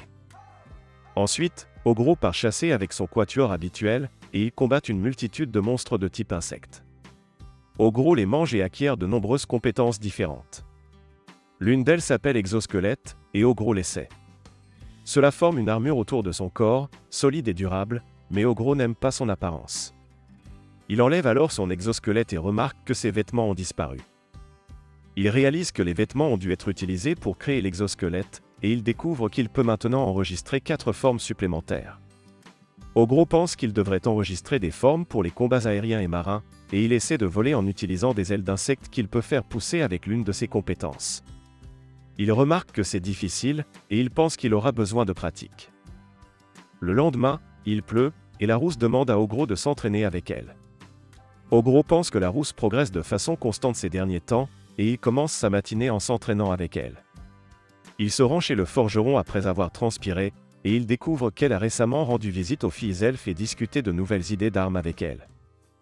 Il présente les elfes comme Kirué et Arué, et il découvre que le forgeron travaille sur le développement d'une arbalète à répétition, et comme elle les a déjà conçues, Ogro lui demande de procéder à la fabrication. Il lui demande de lui faire une autre arme, et il lui donne un peu plus d'amalgame. Le soir, il aide les sœurs cuisinières, et il déclare qu'elles ont obtenu un nouveau poste appelé chef cuisinier. Après le dîner, il les fait essayer de recréer certains plats de sa vie passée, et il trouve ces plats assez intéressants. Après cela, il va voir l'alchimiste pour fabriquer des objets magiques, et elle lui montre qu'elle a créé un objet en utilisant des os de squelette noir. Elle déclare que c'est un clou en os, et il a la capacité de geler quiconque est frappé avec. Elle lui demande de considérer cela comme elle, et d'en prendre bien soin, et elle essaie de flirter avec Ogro, mais les autres filles viennent aussi là, et Ogro passe un bon moment avec elle. Le lendemain, des elfes viennent rencontrer Ogro, et ils lui disent qu'ils sont là de la part de leur chef. Les elfes croisent leurs anciens camarades en chemin vers la grotte, mais ils ne les reconnaissent pas, car les boucles d'oreilles qu'il leur a données ont un effet de déguisement, et cela les fait apparaître comme des elfes sombres. Le messager déclare ensuite que l'armée humaine avance enfin sur les bois de Cudel, et qu'ils ont une grande force que les elfes ne pourront pas gérer seuls. Il mentionne qu'il est venu ici pour obtenir l'aide d'Ogro, et Ogro leur demande ce qui est arrivé à leur force d'élite. Le messager mentionne qu'on leur a dit de les considérer comme morts, et il dit à Ogro que leur chef veut qu'ils éliminent complètement l'ennemi, et il explique que le contrat sera annulé s'ils battent en retraite. Ogro accepte le travail, et il mentionne qu'ils vont aussi agir de leur côté. Il demande aux messagers de donner un bracelet de communication à leur chef, et les elfes partent. Ogro pense ensuite que l'information sera précieuse dans cette guerre, et on voit qu'il a dispersé ses clones dans toute la forêt. Ensuite, il dit à tout le monde qu'à partir d'aujourd'hui, ils sont une compagnie de mercenaires, et il déclare qu'ils seront désormais connus sous le nom de Parabellum. Tout le monde aime le son de cela, et il se prépare pour la bataille. La scène coupe alors à Parabellum commençant son premier travail, et Ogro déclare que leur compagnie compte 36 membres. Grâce à la sorcellerie de Spelsay, leurs familiers peuvent les rejoindre silencieusement, ce qui porte leur nombre à 73. Il se déploie tôt le matin sur la base des informations de l'escouade qu'il a envoyée en éclaireur pour repérer la garnison humaine. Ils arrivent ensuite au camp humain, et Spelsay remarque que l'endroit est protégé par une barrière. Elle mentionne que ce genre de barrière peut empêcher les monstres d'un niveau inférieur à celui du lanceur de pénétrer dans la zone. Elle déclare qu'il serait préférable pour eux de s'occuper de cela dès que possible, et Ogro ordonne à tout le monde de prendre position autour de la barrière. Une fois en position, Ogro utilise l'attribut de ses bras d'argent appelé Echo pour renforcer son sort Gaederg et détruire la barrière. Heurté bloque ensuite la route de fuite des humains en les entourant d'un mur, et il produit une horde de squelettes pour éliminer les humains, et il lance également quelques lances. Spelsay et Dami lancent une salve coordonnée d'attaques magiques, et Ogro est impressionné de voir que les humains parviennent à survivre à tout cela. Il remarque qu'une dame chevalier parmi les humains se démarque le plus, et il pense que cela doit être leur commandant. Il rugit vers elle, et elle remarque que c'est lui qui contrôle l'armée de morts-vivants. Elle dit à ses soldats de confiance qu'ils travailleront ensemble pour l'abattre, et un mage retient les morts-vivants.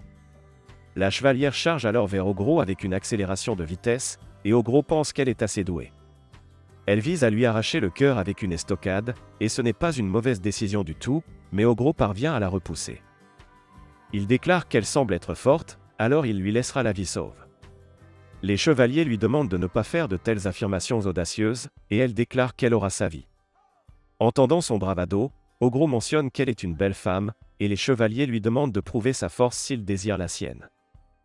Elle mentionne qu'il sera libre de faire ce qu'il veut avec elle s'il parvient à la vaincre, et Ogro se prépare à se battre contre elle, et il dit aux autres de prendre la dame chevalier, le sorcier, la prêtresse et la femme épée avec l'épée enflammée vivante, et de faire ce qu'ils veulent avec les autres. Il se bat ensuite contre les chevaliers, et dans les prochaines minutes, le groupe d'Ogro massacre l'armée humaine. Dami utilise son œil magique pour contrôler les humains et les faire s'entretuer, et Ogre Kishi les submerge de sa force brute. Avec beaucoup de sang sur le champ de bataille, Blood Sato crée autant d'armes qu'elle le veut pour éliminer les humains, et heurter les attaques avec sa pioche. Ils parviennent à vaincre l'ennemi sans aucune perte, mais la dame chevalier parvient à infliger un coup à Ogro. L'attaque ne lui fait guère de mal, mais Ogro est impressionné par elle. Le mage attaque ensuite Ogro avec un sort appelé Dragon de Flamme de Weiss, et Spelse pense que même Ogro ne pourra pas encaisser un coup direct de cela, car c'est un sort de niveau 5. Elle remarque que la dame chevalier est prête à se sacrifier pour s'assurer qu'Ogro soit touché par le sort, mais Ogro éloigne la dame chevalier et lui dit qu'il n'a aucune intention de la laisser mourir. Il lance ensuite une barrière à 3 couches pour se protéger, et Spelse remarque que la barrière est composée de 3 sorts, l'un consiste en une magie de mort de niveau 3, le deuxième est un bouclier de vide produit par Aéromaster, et le troisième est de l'eau à haute pression produite par Hydrohand. Ogro parvient à neutraliser le sort de Dragon de Weiss avec cela, et la bataille se termine par leur victoire complète. Il pense que c'est formidable qu'ils aient pu capturer autant de combattants forts, et étant donné qu'il a été assez gentil pour les laisser, il devrait travailler dur. Ensuite, ils mangent les humains morts et acquièrent une multitude de compétences, et ensuite ils retournent dans leur grotte. Ils trouvent le chef elfe qui les attend à la grotte avec un excellent alcool, et ils font tous la fête ensemble pour célébrer leur victoire. Le chef elfe remercie Ogro et son groupe, et Ogro teste ensuite combien de temps ces prisonniers peuvent survivre sans nourriture ni eau, mais ils abandonnent plus facilement que les elfes. Ogro a ensuite ses affaires avec les femmes capturées, car elles lui ont promis qu'il pouvait faire ce qu'il voulait avec elles, et le lendemain, il leur donne quelques-unes de ses boucles d'oreilles spéciales, et avec cela, elles ne peuvent pas mentir ou cacher des choses de lui. Il obtient beaucoup de renseignements d'eux, et il pense qu'il devra partager ces informations avec le chef elfe également. Il se souvient que le chef lui a demandé de partager toutes les informations qu'il apprendrait des captifs, et il a déclaré qu'il pourrait utiliser cela pour préparer leurs forces. Il a offert à Ogro 10 tonneaux d'alcool en échange de cela, et Ogro n'a pas pu refuser l'offre. La scène coupe alors à Ogro partageant les informations avec le chef elfe, et il déclare qu'il a identifié la route que les forces principales humaines utiliseront pour avancer. Il mentionne qu'ils vont les tendre une embuscade, et il explique que les humains essaient de profiter de leur supériorité numérique pour avancer à partir de directions multiples. Il déclare que diviser leurs forces n'est pas toujours une bonne chose, mais les routes à travers les bois de Kudel sont étroites, donc les humains n'avaient pas beaucoup le choix. Le chef elfe remercie Ogro pour cette information, et le lendemain, Ogro et son groupe de mercenaires tendent une embuscade aux forces principales humaines. Il explique qu'ils ont placé de nombreux pièges sur leur route, et nous voyons qu'ils se cachent dans une tranchée tout en étant prêts à attaquer les humains. Il mentionne que les humains ont 500 soldats lourdement armés en acier, et qu'ils avancent de manière ordonnée. Il y a aussi une centaine de sorciers parmi les troupes lourdes, et s'ils les affrontaient de front, cela aurait pu être difficile, mais étant donné qu'ils sont pleinement préparés, cela sera facile. Ils commencent ensuite leur attaque en bloquant la route de fuite des humains, et ils attaquent avec des rochers enchantés. Cela réduit les 500 soldats à 300, et leur escadron à distance attaque le reste des humains. Ceux qui parviennent à esquiver leurs attaques tombent dans leurs pièges et se font encercler par les gobelins. Cela réduit leur nombre à 100, et le commandant humain ordonne alors à ses troupes de former un mur autour d'eux pour se protéger des flèches. Ogro pense que leur commandant a la tête sur les épaules, et les deux côtés s'attaquent. Ogro change sa stratégie, car la situation est devenue un siège, et il demande à Ogre Kishi de combattre le commandant et de le prendre en otage. Ogre Kishi se dirige vers le commandant avec quelques gobelins, et il se bat contre le commandant pendant que les gobelins s'occupent des petits poissons. Il a quelques difficultés à combattre le commandant, car il n'est pas censé le tuer, et ils échangent des coups pendant un certain temps. Ogro remarque que le commandant est vraiment bon, et il pense qu'il sera utile. Après un long combat, Ogre Kishi parvient à capturer le commandant, et ils parviennent également à vaincre le reste de l'armée humaine. Ogro fait un rapport au chef elfe à ce sujet, et il mange les humains morts pour obtenir leur capacité. Ogre Kishi dit ensuite à Ogro que ce commandant lui rappelle lui-même, et Ogro mentionne qu'il peut comprendre pourquoi Ogre Kishi penserait cela. Dami dit alors à Ogro que tout ce combat l'a excité, et elle déclare qu'elle veut avoir le bébé d'Ogro, et tous les deux partagent un moment romantique. Le lendemain, nous voyons les soldats capturés en prison, et les nobles parmi eux pensent que se faire capturer de cette façon est plus humiliant que d'être tué. Le commandant leur dit de se taire, et il mentionne que cela pourrait être bien pire, et ils devraient être reconnaissants d'avoir de la nourriture et un endroit sec où dormir. Les nobles lui disent qu'un roturier ne peut pas comprendre ce qu'ils ressentent, et le commandant mentionne qu'ils doivent être bien s'ils ont la force de se plaindre. La scène coupe alors à Ogro interrogeant le commandant, et il lui demande pourquoi les humains attaquent les elfes. Il découvre que ce désordre se produit parce que la première princesse de la nation de Sternberg est tombée malade d'une maladie fatale dans 99% des cas, et elle est également fiancée au futur empereur de l'empire de Kilika. En raison de cela, le roi a décrété qu'un remède devait être trouvé, et après que tout le royaume ait cherché un remède, ils ont découvert l'existence d'un médicament elfique secret fabriqué à partir de la bénédiction du demi-dieu des forêts. Il résume que la cupidité humaine est responsable de cette guerre, et il pense que les humains sont une race de créatures problématiques. Ensuite, nous voyons Heurté excavant pour des pierres spirituelles, et elle trouve accidentellement de l'eau chaude. Ogro fait une source chaude en utilisant la source de cette eau, et il dit aux autres que c'est une belle installation qui leur apportera une chaleur et un confort sublime. Tout le monde dans le village profite ensuite des bains, et ils les font se détendre après toute la lutte qu'ils ont menée dernièrement. Le lendemain, Ogro commence un nouvel entraînement en utilisant leurs prisonniers humains, et l'idée derrière cet entraînement est de permettre aux autres de travailler sur leurs compétences en leadership. Il mène une bataille simulée avec de vrais soldats, et nous voyons que Dami et Spelsé sont les commandants de deux équipes opposées, et qu'ils donnent des ordres à leurs soldats pour les diriger dans le combat. Ogro les observe depuis les lignes de touche, et il remarque qu'ils font un travail assez formidable, mais Ogre Kishi et Blood Sato sont vraiment mauvais dans ce domaine. Ogro pense qu'il aurait dû s'attendre à cela de la part de leur montagne de muscles résidente, et en voyant cela, les humains se demandent pourquoi les gobelins pratiquent des manœuvres militaires.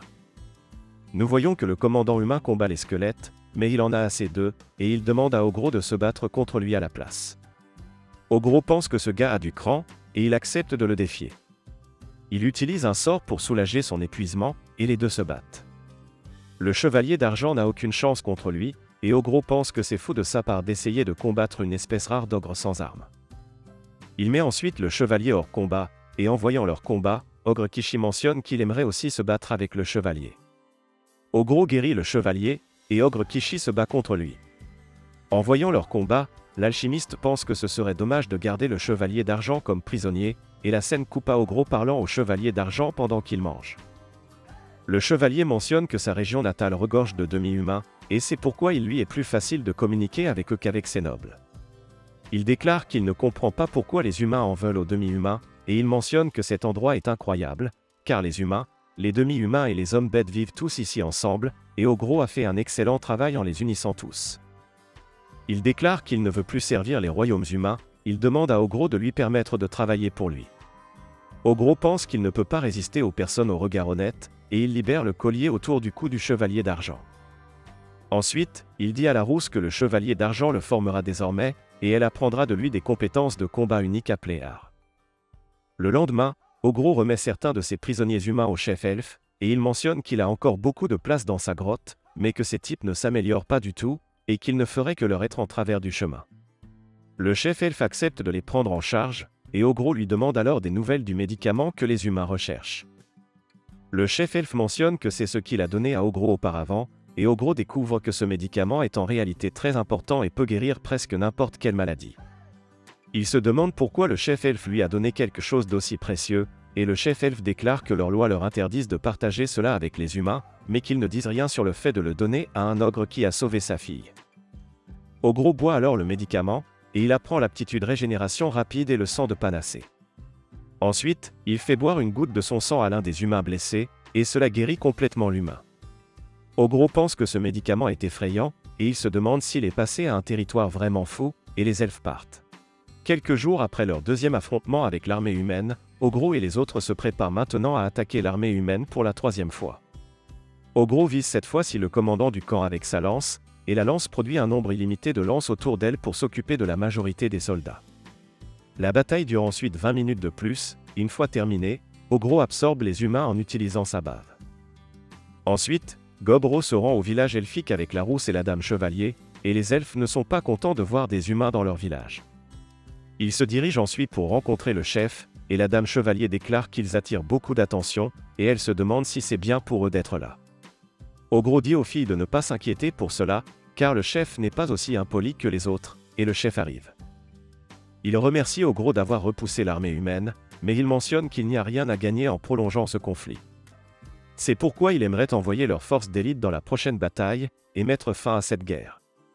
Ogro déclare qu'il est d'accord avec cela, tant qu'il est payé, et il passe ensuite en revue les détails avec le chef.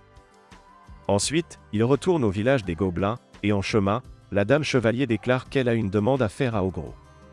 Elle mentionne qu'elle est prête à lui prêter allégeance, mais elle lui demande de lui permettre de remplir son devoir en tant que chevalier du royaume.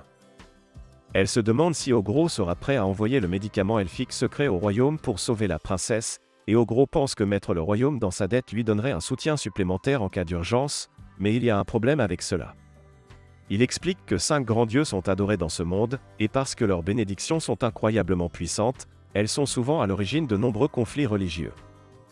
Il a la bénédiction du dieu de la mort et de l'origine, et si quelqu'un comme lui fournit le médicament, cela pourrait causer encore plus de problèmes à l'avenir.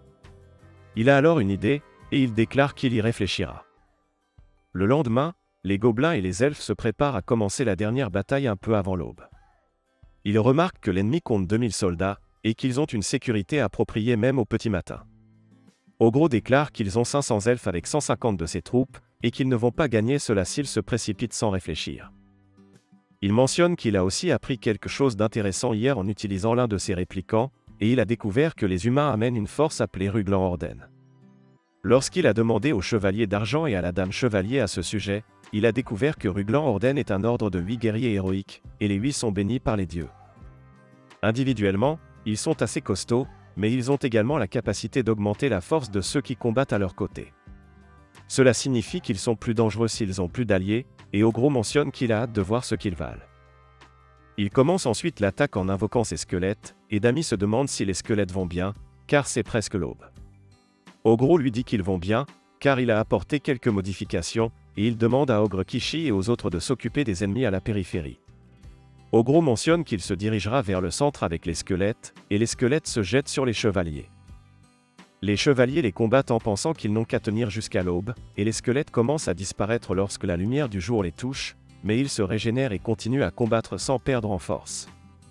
Ogro explique qu'il a enduit les squelettes avec ses réplicants sous forme de bave pour les protéger, et les squelettes continuent de combattre les chevaliers. Ils les anéantissent après un certain temps, et Ogro dit aux squelettes restants d'aider les autres tandis qu'il termine ici. Il pense que la structure de commandement ennemi va s'effondrer s'il détruit ce camp, et il prépare une puissante attaque. Ensuite, nous voyons quelques chevaliers gardant l'un des braves, et il s'excuse de l'avoir dérangé pendant son temps libre pour cela. Il mentionne que leur victoire sera garantie s'ils ont un brave de leur côté, et le brave déclare qu'ils auraient pu gagner sans lui s'ils avaient combattu de toute leur force. Les chevaliers lui disent qu'ils ne sont pas aussi puissants que lui, et le brave pense que ce n'est pas grave, et il remarque qu'Ogro se prépare pour son attaque. En voyant cela, il déclare que cela pourrait être intéressant, et Ogro élimine ensuite tous les chevaliers restants autour de lui. Le combat le rend affamé, et il mange une bête que les humains ont chassée. Le brave vient ensuite là, et il mentionne qu'il devrait se battre ensuite. Ogro le reconnaît comme Philippo, le brave insecte osseux, et Philippo est surpris qu'Ogro le connaisse. Il déclare qu'il n'est pas fan de ce nom, car cela lui donne l'impression d'être un insecte, mais c'est un titre officiel, donc il ne peut rien y faire. Il déteste toujours quand des personnes qu'il ne respecte pas utilisent cela. Ogro remarque alors qu'il a des yeux composés, et il pense que cela doit être une bénédiction du dieu des insectes démoniaques. Philippo est surpris qu'Ogro le sache aussi, et il réalise que c'est lui qui a été en train d'éliminer tous les soldats qu'il envoyait. Il est en colère que ses vacances aient été annulées à cause d'Ogro, et Ogro pense que Philippo agit comme un gamin, mais la pression qui émane de lui est différente. Il est définitivement habitué à se battre, et Philippo se demande si Ogro a aussi une bénédiction divine. Il lui demande laquelle il a, mais Ogro ne lui répond pas. Philippo lui montre alors quelques insectes, et il les répand sur les cadavres. Les insectes transforment les cadavres en zombies, et Ogro pense qu'il doit s'agir d'une sorte d'arme biologique parasitaire. Philippo lui demande alors s'il connaît la différence entre un brave comme lui et un héros, et Ogro mentionne que cela a quelque chose à voir avec leur force individuelle et le nombre d'alliés qu'ils peuvent renforcer. Philippo déclare qu'il a raison, et il explique que les héros sont plus puissants individuellement, mais ils ne peuvent augmenter la force que de 10 personnes. Les braves, en revanche, ne sont pas aussi forts que les héros, mais ils peuvent augmenter la force de plus d'une centaine de personnes. Les zombies se transforment ensuite en insectes, et ils attaquent tous Ogro en même temps. Ogro parvient à les repousser, et il les tue tous un par un. Philippo est impressionné de voir cela, et il prend le contrôle direct de ces insectes restants.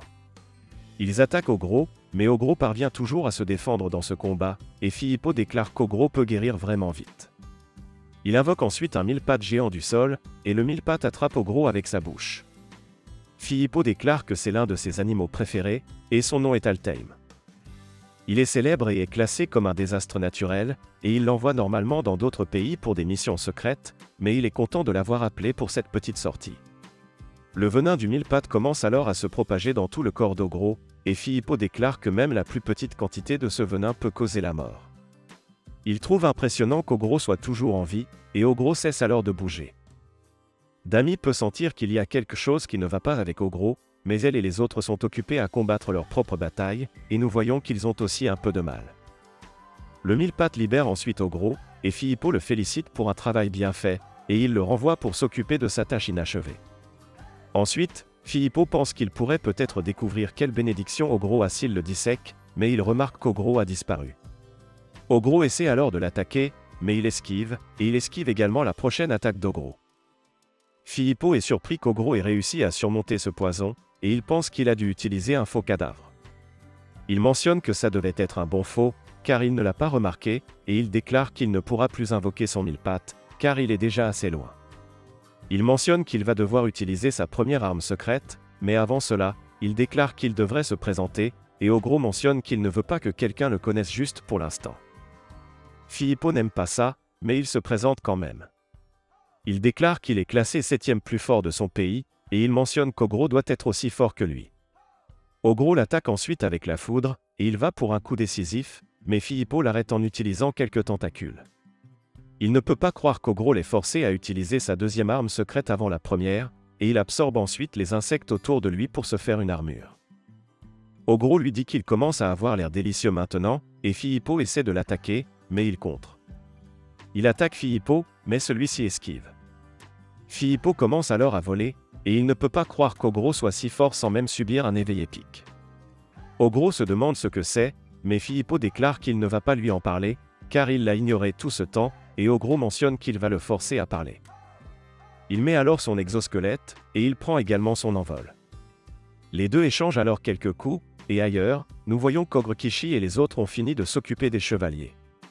Dami s'inquiète pour Ogro, alors elle va vérifier comment il va, et pendant ce temps, Filippo mentionne qu'il est temps pour eux d'arrêter cela, et Ogro lui dit qu'il ne va pas le laisser partir.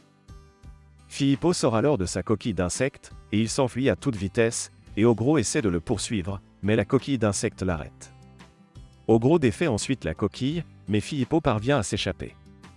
Ogro déclare qu'il va le manger bientôt, et Dami vient alors là, et elle est contente de voir qu'Ogro va bien. Ogro mentionne alors qu'il va vérifier comment vont les choses de l'autre côté, et il transfère sa conscience à l'un de ses clones.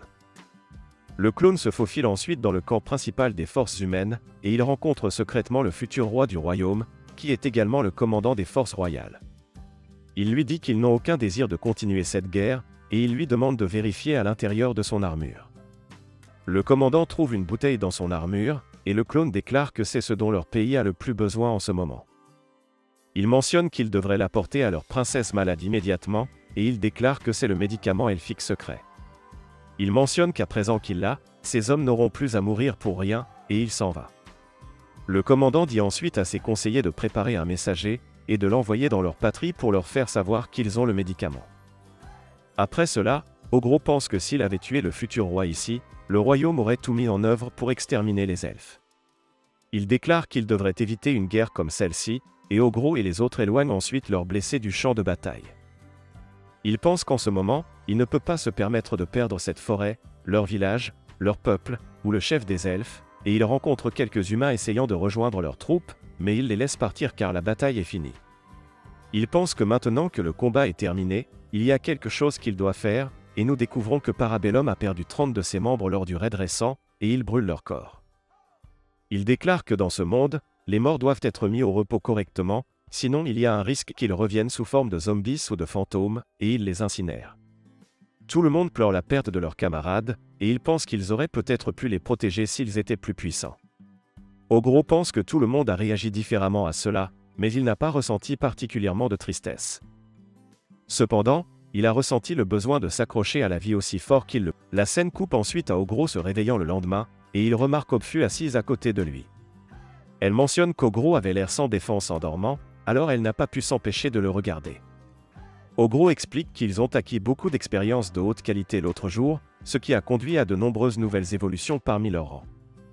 On voit ensuite que Obji a évolué en demi-seigneur saint, et il guérit leurs blessés de la bataille. Il explique que Obji a acquis une capacité intéressante, et il peut créer une barrière de lumière appelée champ de coquille. C'est une capacité unique au demi-seigneur saint, et la barrière est assez durable pour résister à 20 coups de poing normaux de sa part. Voyant cela, Obfu déclare que l'équilibre de Obji est cool et sublime, et elle se demande si son nom va encore changer. Ogro explique ensuite que Obfu est devenue une goule, et il pense que c'est parce qu'elle n'a mangé que des zombies qu'il a produit récemment. Obfu parle ensuite à Ogre Kishi, et Ogro se demande ce qu'elle imagine en parlant de lui, d'Ogre Kishi, et de Obji. Il arrête de penser à cela, et il tombe ensuite sur Obm, et il lui demande d'essayer de garder ses yeux non faciaux fermés quand elle n'en a pas besoin, et Obm s'excuse pour cela, mentionnant qu'elle s'y habitue encore. Ogro explique que Obm, qui n'est pas doué pour le combat direct, a évolué en Dodomeki, et il mentionne que cela fait partie d'une race qui excelle dans le soutien au combat grâce à la magie illusoire. Avec ses capacités comme la vision à distance et l'introscopie, elle est même destinée à le surpasser en termes de collecte de renseignements, et le vieux gobelin renomme alors Obfu en Goufu, Obm en Dodome, et Obji en Seiji. Ogro mentionne ensuite que 7 de leurs hobgoblins plus faibles ont également monté en grade pour devenir des ogres, et ils disent à Ogro qu'ils vont continuer à s'entraîner pour devenir plus forts pour le bien de tous ceux qui sont morts. Ogro pense que leur comportement est un peu étrange, car les gobelins sont censés être égoïstes par nature, mais ils pleurent la perte de leurs camarades et transforment cela en carburant pour aller de l'avant. Ogro remarque ensuite qu'ils ont également 6 nouveaux kobolds rapides, et il est surpris de voir que le chef des kobolds a évolué en kobold guerrier.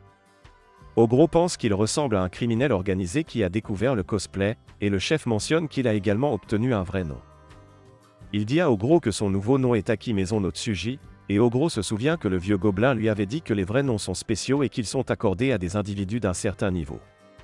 Si un ennemi apprend leur vrai nom, il peut lancer certains sorts comme des malédictions sur eux, et dire son vrai nom à quelqu'un d'autre est une véritable suicide. Aki Maison mentionne qu'il a partagé cela avec Ogro en signe de sa fidélité indéfectible, et Ogro pense qu'à partir d'aujourd'hui, il va l'appeler Akita. Il se demande ensuite ce qu'il va faire avec leurs prisonniers, et il se dirige vers l'extérieur de la grotte où les autres se sont rassemblés. Il dit à leurs prisonniers qu'ils ne sont pas obligés de rester ici, et qu'ils peuvent partir quand ils veulent. Quiconque n'a pas de place où retourner peut les rejoindre à titre provisoire. Certains prisonniers sont opposés à cela, car ils pensent qu'ils sont supérieurs aux autres, mais rejoindre à titre provisoire les rendrait inférieurs à un gobelin. Les gobelins se demandent s'ils ont un problème avec cela, et Ogro pense que 3 d'entre eux ont raison car ils sont plus forts que les hobgoblins, mais il fait plus confiance aux gobelins qu'il a formés ici depuis leur naissance qu'à quelques inconnus qui sont arrivés l'autre jour. Il leur dit qu'ils peuvent partir s'ils ont un problème avec la façon dont les choses fonctionnent ici, et les prisonniers suggèrent qu'Ogro devrait les laisser combattre le chef de leur compagnie, et ils prendront le contrôle s'ils gagnent. Ogro accepte cela, et les prisonniers ne peuvent pas croire qu'il est le chef, car ils pensaient que Dami était responsable. Ils pensent qu'un ogre ne devrait pas être si fort, et cela met en colère Dami, mais Ogro lui demande de se calmer.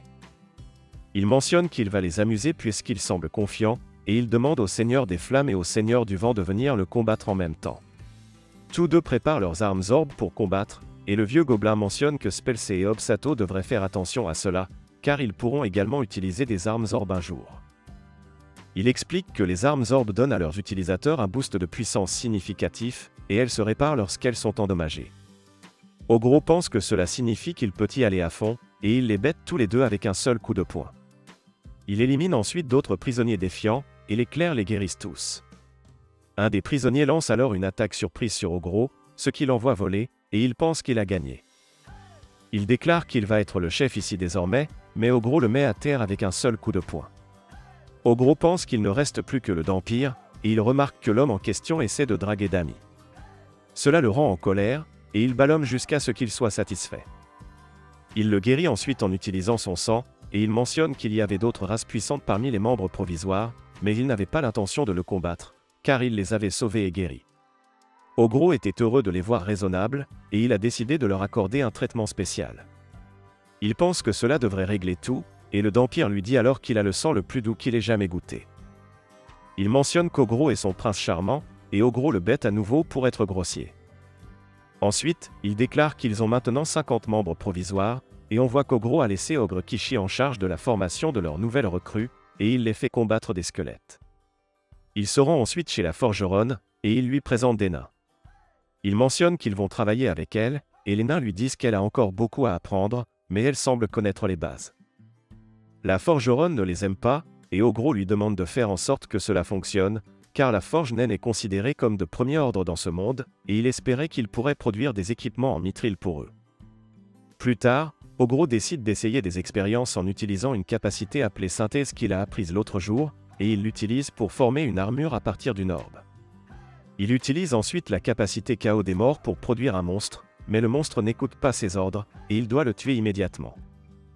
Il utilise ensuite la synthèse pour créer de nouvelles capacités, et il combine la faiblesse à la lumière du soleil et la faiblesse au dommage de lumière pour créer une faiblesse au dommage de la lumière du soleil, et cela brûle sa peau dès qu'il entre en contact avec la lumière du soleil. Essayer toutes sortes de nouvelles capacités épuise Ogro, et il reporte les tests des capacités synthétisées à un autre jour. Le lendemain, ils commencent à rénover leur base, et Ogro mentionne qu'ils ont décidé de renforcer les sources chaudes. L'objectif principal est d'offrir ce service à leurs alliés elfes, et Ogro pense qu'il va inviter le chef elfe ici d'abord, puis il le fera répandre la bonne nouvelle. Le lendemain, Ogro utilise les recrues provisoires pour tester ses nouvelles capacités synthétisées, et il pense que de cette façon, il y aura moins de problèmes en cas de fatalité. Le lendemain matin, les nains donnent à Ogro un marteau, et ils mentionnent que c'est leur meilleur travail. Ogro découvre qu'ils ont fabriqué ce marteau de guerre spécial en signe de gratitude et d'amitié, et il lui explique comment ils l'ont créé, mais il ne peut même pas comprendre la moitié de ce qu'ils disent. Dans l'après-midi, Ogro se promène dans la forêt, et il pense qu'il doit maintenant supprimer sa présence en se promenant où les autres créatures s'enfuient. La dryade vient ensuite voir Ogro, et elle se demande s'il devrait se lancer directement dans des plaisirs privés. Ogro mentionne qu'il devrait d'abord parler de la chose qu'il lui a demandé, mais elle n'écoute pas, et il s'amuse. Après cela, quand il revient à la grotte, les autres filles remarquent des marques de baisers partout sur lui, et les choses deviennent épicées le soir aussi. Le lendemain, Ogro essaie de se lancer dans l'agriculture avec les autres, et on voit qu'il a obtenu les graines pour cela de la dryade. Il explique qu'elle lui a donné des graines magiques pour des fruits et légumes, et ces cultures poussent plus vite que les naturelles, et elles sont également plus nutritives, et elles ont meilleur goût. Ceux qui les cultivent seront ceux ayant des emplois liés à l'agriculture, et la rousse est heureuse d'aider Ogro à l'agriculture. Elle mentionne qu'enseigner quelque chose à Ogro est un agréable changement, et Ogro pense que passer une journée à faire un travail honnête n'est pas si mal. Le lendemain, quelques-unes de leurs recrues provisoires retournent chez elles, et ils libèrent également leurs prisonniers de noble naissance après qu'ils aient été transformés en espions par l'œil maléfique de Dami. Il pense qu'il devrait pouvoir rejoindre l'armée humaine en retrait, et il reçoit ensuite un appel du chef elfe. Il dit à Ogro que la guerre est enfin terminée, et il l'invitait à leur banquet Lutrolf. La scène coupe à Ogro assistant au banquet avec ses amis, et il demande au chef si l'inviter ici est vraiment une bonne idée. Le chef mentionne que leur loi dicte qu'ils doivent éviter les relations avec ceux de l'extérieur de la forêt, mais Ogro et son peuple sont leurs amis et invités. Il déclare que, il y a longtemps, son frère cherchait des liens avec le monde extérieur, et il a enfreint leur code pour quitter la forêt. Tout ce qu'il peut faire maintenant, c'est s'assurer que cette forêt est toujours debout si son frère décide de revenir vers eux, et grâce à Ogro, il a pu le faire. Il mentionne qu'il a hâte du retour de son frère, et tout le monde profite de la fête. Le lendemain, Ogro découvre qu'Urté a déterré la dernière des pierres spirituelles, et elle remercie Returné et Velvet pour tout. Ogro se souvient que les pierres spirituelles étaient à l'origine l'héritage du sorcier Velvet et le carboncle Returné les protégeait. Il mentionne qu'il a décidé de manger ce dernier lot en signe de gratitude envers eux, et après avoir mangé les pierres spirituelles, il acquiert de nombreuses capacités. Ensuite, Ogro se met au travail pour faire de l'artisanat lourd, et il utilise les os de ses squelettes pour son projet. Il ajoute du matériel répliquant à cela comme mesure anti-lumière du soleil, et on voit que le résultat final est un énorme mille pattes osseux. Il le montre aux filles, et elles trouvent cela effrayant. Ogro leur dit que c'est un véhicule, et qu'il peut l'utiliser pour emmener les filles dans une ville humaine. Les filles se demandent si elles vont être expulsées, et Ogro leur rappelle qu'il a promis qu'il les ramènerait dans une ville humaine quand ils se sont rencontrés. Il mentionne que même si elles veulent rester ici, il aimerait qu'elles visitent une ville humaine avant de prendre cette décision. Le lendemain, on voit que les nouvelles sources chaudes sont terminées, et puisque la construction est terminée, tous ceux qui attendaient une occasion de rentrer chez eux peuvent partir. Ensuite, on voit la rousse s'entraîner avec le chevalier d'argent, et le chevalier remarque que son esprit n'est pas là. Il lui demande ce qui ne va pas, et elle se demande si elle doit vraiment retourner dans une ville humaine. Le chevalier d'argent lui dit qu'il ne sait pas, et il mentionne qu'il ne semble pas qu'Ogro soit pressé de se débarrasser d'elle. La scène coupe ensuite à Ogro et les filles humaines cueillant des fruits et d'autres nécessités dans la forêt, et les filles pensent que dans une ville humaine, elles devraient tout acheter. Elles pensent qu'elles devraient tout collecter ce qu'elles pourraient vendre, mais ne devraient pas prendre trop. Le lendemain, Ogro organise une fête de bienvenue pour les nouveaux membres, et tout le monde se saoule. Ogro remarque que le Seigneur des Flammes et le Seigneur du Vent ont trop bu, et le Seigneur des Flammes lui dit qu'ils vont faire ce qu'ils veulent quand Ogro partira en ville. Le Dampire Mâle se demande si Ogro et les autres pourront entrer dans une ville, car à la fois le royaume et l'Empire méprisent les demi-humains. Il mentionne qu'ils auront besoin d'un garant d'une famille noble pour entrer, et le Seigneur des Flammes mentionne qu'il peut aider Ogro à entrer en ville. Ogro décline son offre, et le lendemain, tout le monde se divise en 5 équipes différentes et Ogro leur dit que leur premier objectif est de recueillir des informations sur le monde extérieur. Deuxièmement, ils doivent essayer de gérer tout problème qu'ils rencontrent par eux-mêmes, et troisièmement, tout le monde dans le groupe devrait essayer de monter en niveau, et enfin, personne ne devrait mourir. Le lendemain matin, les 5 groupes se séparent après avoir dit leurs adieux, et Ogro pense que les choses vont être calmes pendant un moment. Il déclare qu'il a perdu beaucoup en vivant ici, mais qu'il a gagné encore plus. Il a rencontré beaucoup de personnes invincibles qui ont demandé un peu de créativité pour être traitées, mais il y a encore beaucoup de proies puissantes dans ce monde, attendant juste d'être mangées. Il part ensuite dans son véhicule, et il déclare que leur objectif est la ville garnison de Tri, et c'est là que les filles humaines se dirigeaient avant que les hobgoblins ne les capturent. 6 jours passent, et Ogro et les autres arrivent à Tri, la ville garnison. Ogro mentionne que 25% des résidents de cette ville sont des demi-humains, et dès que les gardes de la ville voient Ogro, ils commencent à paniquer. Ogro explique qu'un ogre avec un groupe rempli d'humains doit leur sembler suspect, et les anciens amis mercenaires d'Ogro expliquent ensuite la situation en termes généraux, et ils parviennent enfin à entrer dans la ville. Ils réservent des chambres dans une auberge, et Ogro dit aux filles humaines que pendant leur séjour dans cette ville, il veut qu'elles décident si elles veulent rester ici, ou repartir avec lui. Il mentionne qu'il respectera leur décision quelle qu'elle soit, et il pense que c'est juste, car elles n'ont pas choisi de vivre dans le village gobelin, elles ont été enlevées. Il ne veut vraiment laisser partir aucune d'entre elles, mais c'est ainsi que les choses sont. Ensuite, la rousse montre à Ogro le bâtiment de la guilde, tandis que les autres vendent les produits et les matières premières qu'ils ont récoltés. Ogro entre ensuite dans le bâtiment de la guilde, et il se fait attaquer par quelques personnes à cause de son apparence, mais il les neutralise tous. Il parle ensuite à la réceptionniste, et il découvre que pour faire des affaires avec eux, il devra s'inscrire en tant qu'aventurier, et la rousse s'occupe de toute la paperasse. Ogro retrouve ensuite les autres, et ils font tous du shopping ensemble. Les filles lui disent ensuite qu'elles vont acheter des vêtements, et elles demandent à Ogro s'il veut venir avec elles, mais Ogro déclare qu'il doit recueillir des informations. Il se déguise en humain et il se promène en ville. Il entend des rumeurs sur un ogre tatoué dans toute la ville, et il découvre que les ogres ont une réputation sauvage. Il pense qu'il ne pourra pas faire de publicité pour sa compagnie si les choses continuent ainsi, et il va dans une ruelle abandonnée, et il remarque que des gens le suivent. Il les bête et les mange pour obtenir leur capacité. Il remarque que tous portent une bague avec le même design, et il se demande s'ils travaillent pour une grande organisation. Il entend ensuite un jeune chevalier parler à des voyous, et il déclare que l'accord était de libérer la princesse une fois qu'il leur avait donné la rançon. Les voyous lui disent que cet argent n'est plus suffisant pour libérer la princesse, et il se demande si le chevalier veut que la princesse soit maltraitée. Le chevalier déclare qu'ils ne peuvent pas faire cela, et les voyous lui demandent de payer 3 fois plus que ce qu'il vient de payer. Ogro remarque que ces gens portent les mêmes bagues, et il réalise qu'ils font partie de la même bande. Le chevalier essaie ensuite de se battre avec les voyous, et il leur dit de le conduire à elle, mais les voyous le battent. Il mentionne qu'ils contacteront ces gens à propos de l'accord plus tard quand ils enverront un message écrit sur sa carcasse, et Ogro sauve le chevalier. Il demande à l'un de ses répliquants de les infecter pour qu'ils puissent découvrir leur cachette, et plus tard le chevalier lui demande pourquoi il a laissé ses voyous en vie. Il mentionne qu'il n'y a rien à gagner à montrer de la pitié à des gens comme ça, et Ogro le frappe. Il déclare qu'il ne devrait pas sermonner le gars qui vient de le sauver, et il lui dit qu'il a laissé ces types partir pour une raison. Il donne ensuite une carte au chevalier, et il mentionne que le chevalier peut le contacter via cette carte si c'est quelque chose qu'il ne veut pas que les autres sachent. Il lui montre sa véritable forme, et il part. La nuit, le chevalier nommé Shai vient rendre visite à Ogro, et il mentionne que le fait que la princesse séjournait dans cette ville était un secret, et qu'elle a utilisé cela à son avantage pour échapper à leur protection.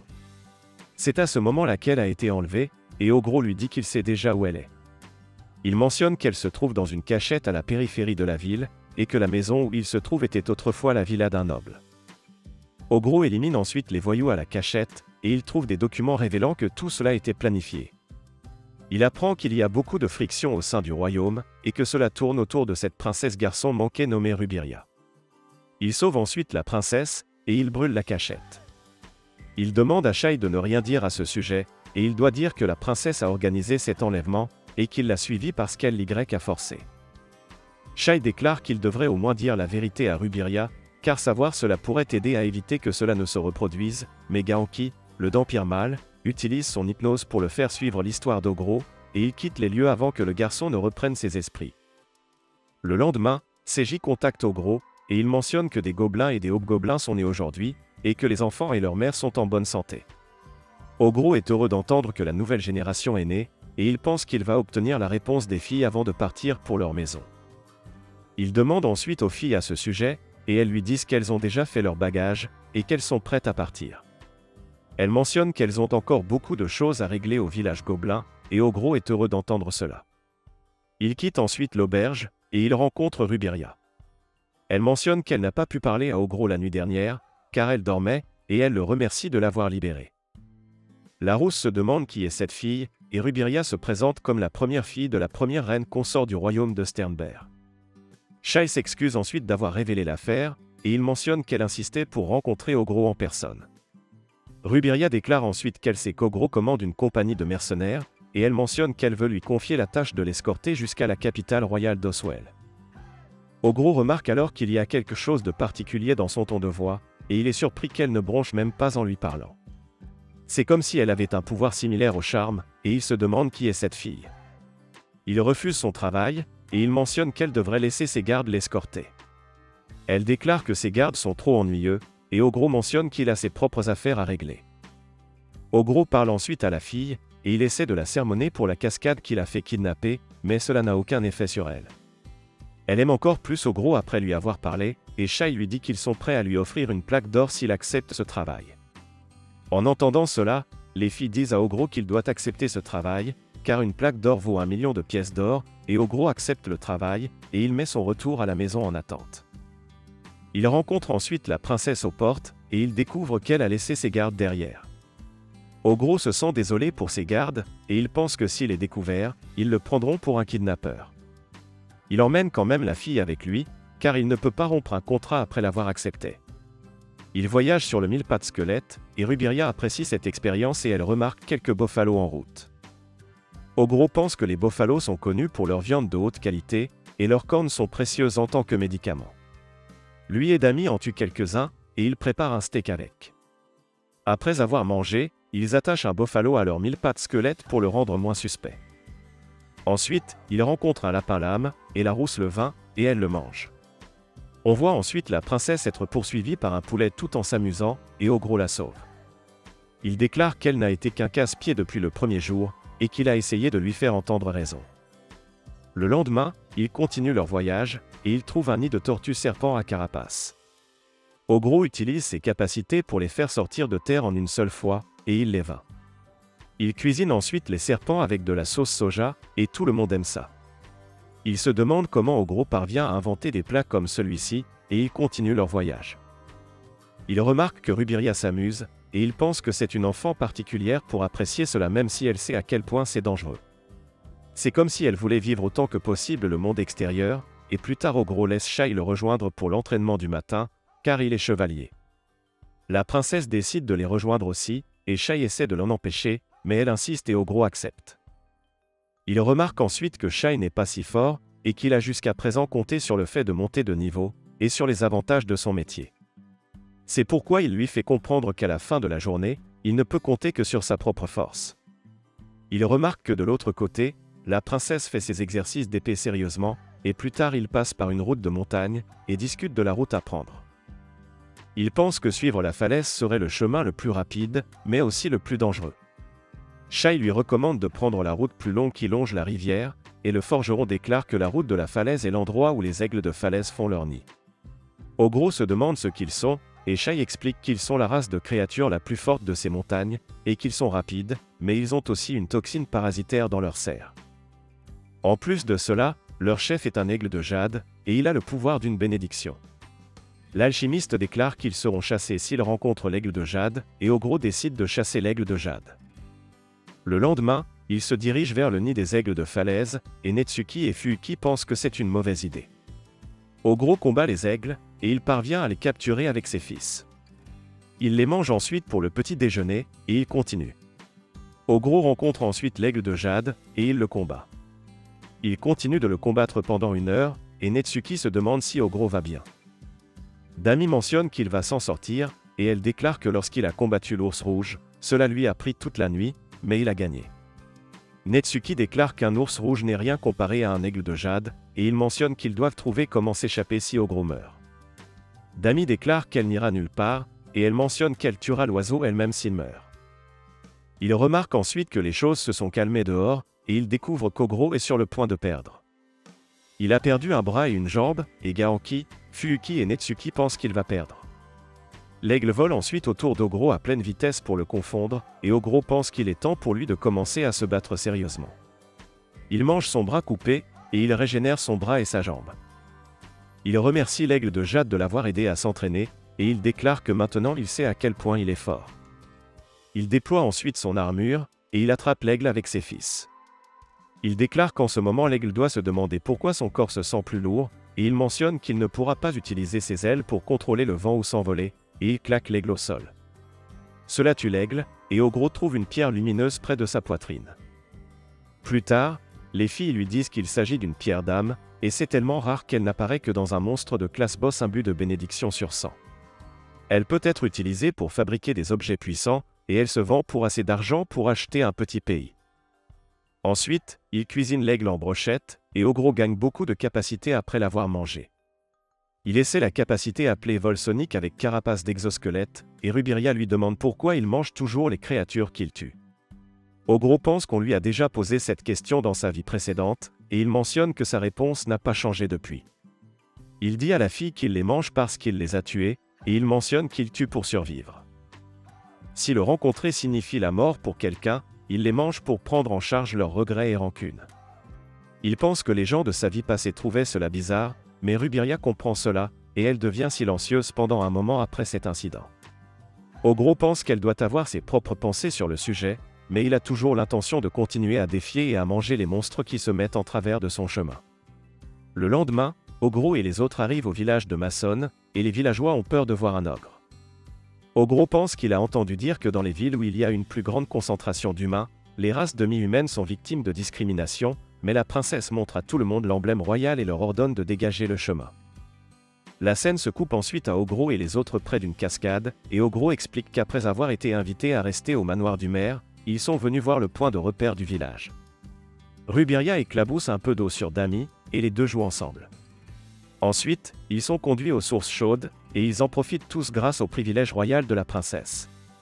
Ils aiment tous les sources chaudes, et c'est presque aussi bien que celle de la grotte. La rouquine demande à la princesse si c'est sa première fois dans une source chaude, et elle répond que oui.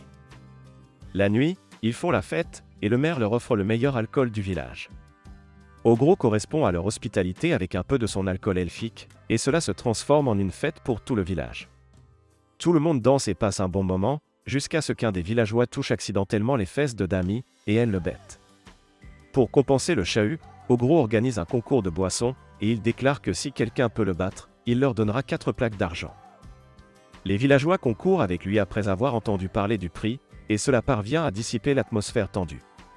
Puisqu'Ogro est un ogre, il ne devient pas ivre au point de ne plus fonctionner, et il gagne le concours. Il mange un peu de poisson séché après les boissons, et il gagne quelques capacités.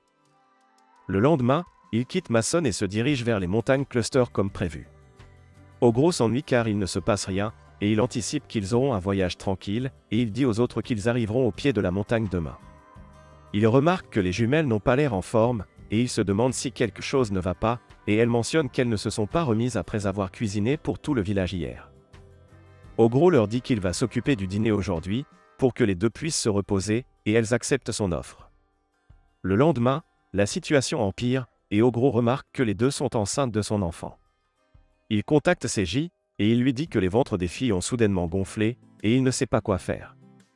Il se demande s'il doit retourner d'urgence au village qu'ils viennent de quitter, et le vieux gobelin déclare qu'ils n'arriveront pas à temps. Il explique que les enfants ogres volent des nutriments à leur mère et naissent rapidement, et les mères ogres n'ont pas de problème avec cela, mais ce sera difficile pour les mères humaines. Dans le pire des cas, les enfants pourraient même manger leur chemin hors du ventre de leur mère, et Ogro se dépêche alors de chercher un endroit pour faire l'accouchement. Pendant ce temps, il n'a pas le temps de s'occuper de Rubiria, mais elle comprend la situation et reste tranquille. Il vérifie les jumelles en chemin, et elle lui demande de ne pas paraître si inquiet, car elles vont bien. Elle mentionne qu'elles donneront naissance à des bébés en bonne santé, et Ogro est heureux d'avoir des enfants. Après un certain temps, l'alchimiste remarque que les jumelles sont devenues plus maigres qu'avant, et elle pense qu'il est insensé qu'elles deviennent si faibles si rapidement.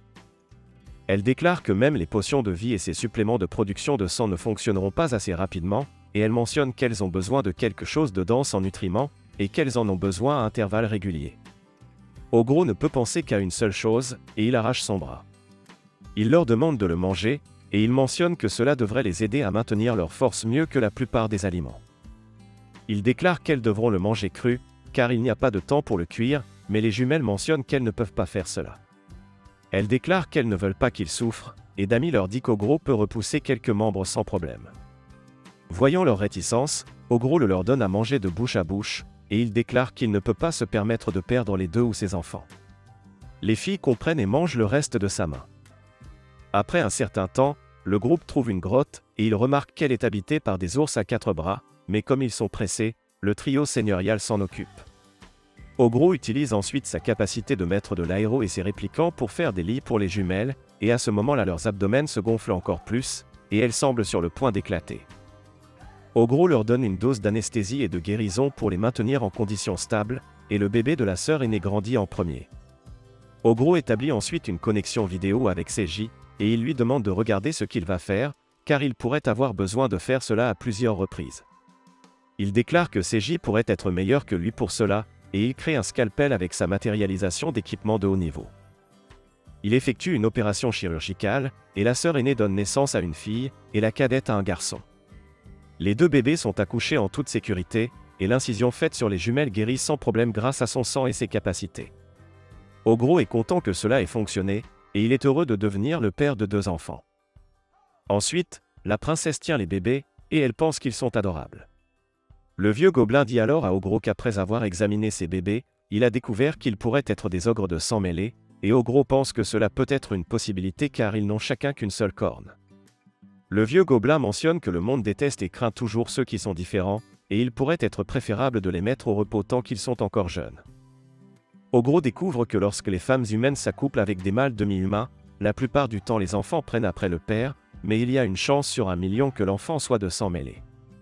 Ils grandissent avec à la fois la force des humains et des demi-humains, et ils sont détestés par les deux et traités comme des monstres qui apportent la calamité. Ogro dit au vieux gobelin qu'il est reconnaissant pour tout ce qu'il lui a appris, mais il ne va pas abandonner ses enfants.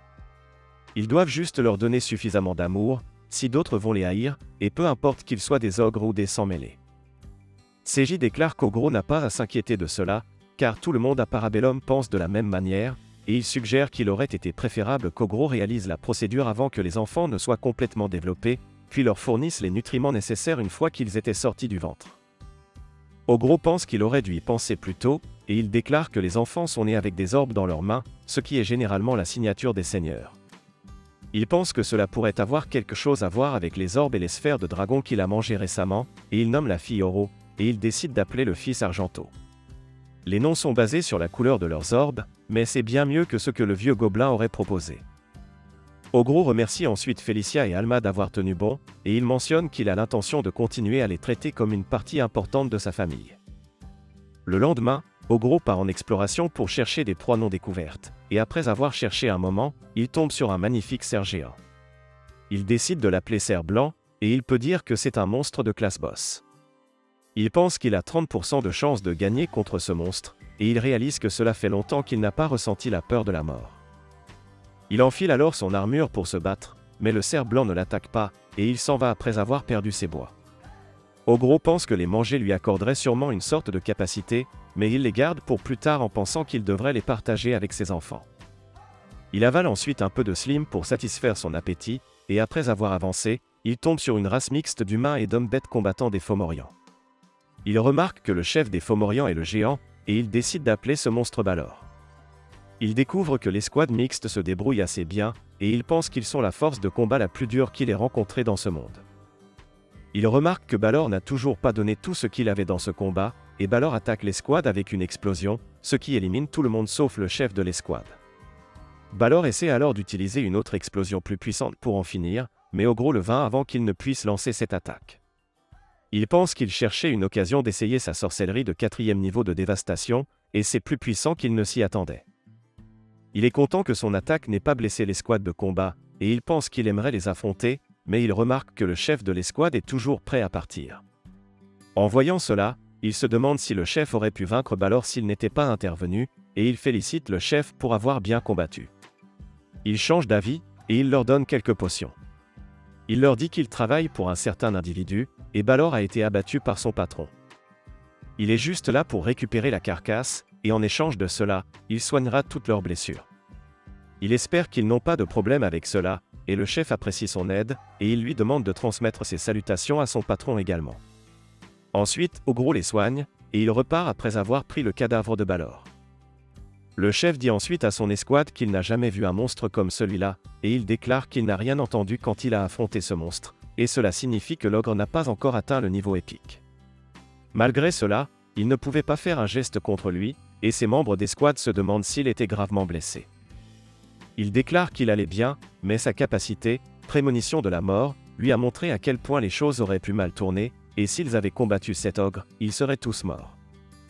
Ogro mange ensuite Balor en chemin, et il gagne un tas de nouvelles capacités. Il retourne ensuite à la grotte, et il remarque que ses enfants ont grandi, et ils peuvent même parler maintenant. Il l'appelle papa, et il est heureux de voir cela. Il broie ensuite les bois de cerf qu'il a obtenus, et il les donne à manger à ses enfants, ce qui leur donne une augmentation majeure de force. Ogro pense que les deux seront importants quand ils grandiront, et lui et la rouquine mangent aussi des bois de cerf, et la rouquine obtient un nouveau travail appelé mangeuse de bêtes sacrées. Ogro gagne un tas de capacités non identifiables, et il réalise que le monstre qu'il a rencontré plus tôt n'était pas une bête ordinaire. Il serait sûrement mort s'il avait pris cela à la légère à son niveau de puissance actuel, et la nuit, il pense qu'il a encore plus de capacités qu'il ne peut pas comprendre maintenant. Ensuite, il s'endort, et il reçoit une notification lui disant qu'il peut devenir un seigneur apôtre maintenant. Il accepte l'évolution, et il gagne un vrai nom appelé Yatandoji. Il obtient ensuite un tas de capacités, mais il y a une erreur dans son évolution. Le système remarque que les conditions pour débloquer 2 des 5 capacités spéciales n'ont pas été remplies, et il lui dit que ces capacités spéciales seront disponibles lorsqu'il remplira les conditions. Il gagne ensuite quelques autres capacités, et l'une d'elles s'appelle voleur de destin, ce qui lui permet de contrôler le destin de ses subordonnés. Le lendemain, tout le monde se réveille, et ils sont surpris de voir qu'Ogro a encore évolué. Merci d'avoir regardé les parties 1 à 10, les autres parties seront sur ma chaîne. Veuillez aimer et partager la vidéo si vous l'avez appréciée, et assurez-vous de vous abonner et d'activer la cloche de notification pour continuer à recevoir de nouvelles mises à jour de récapitulation d'animes.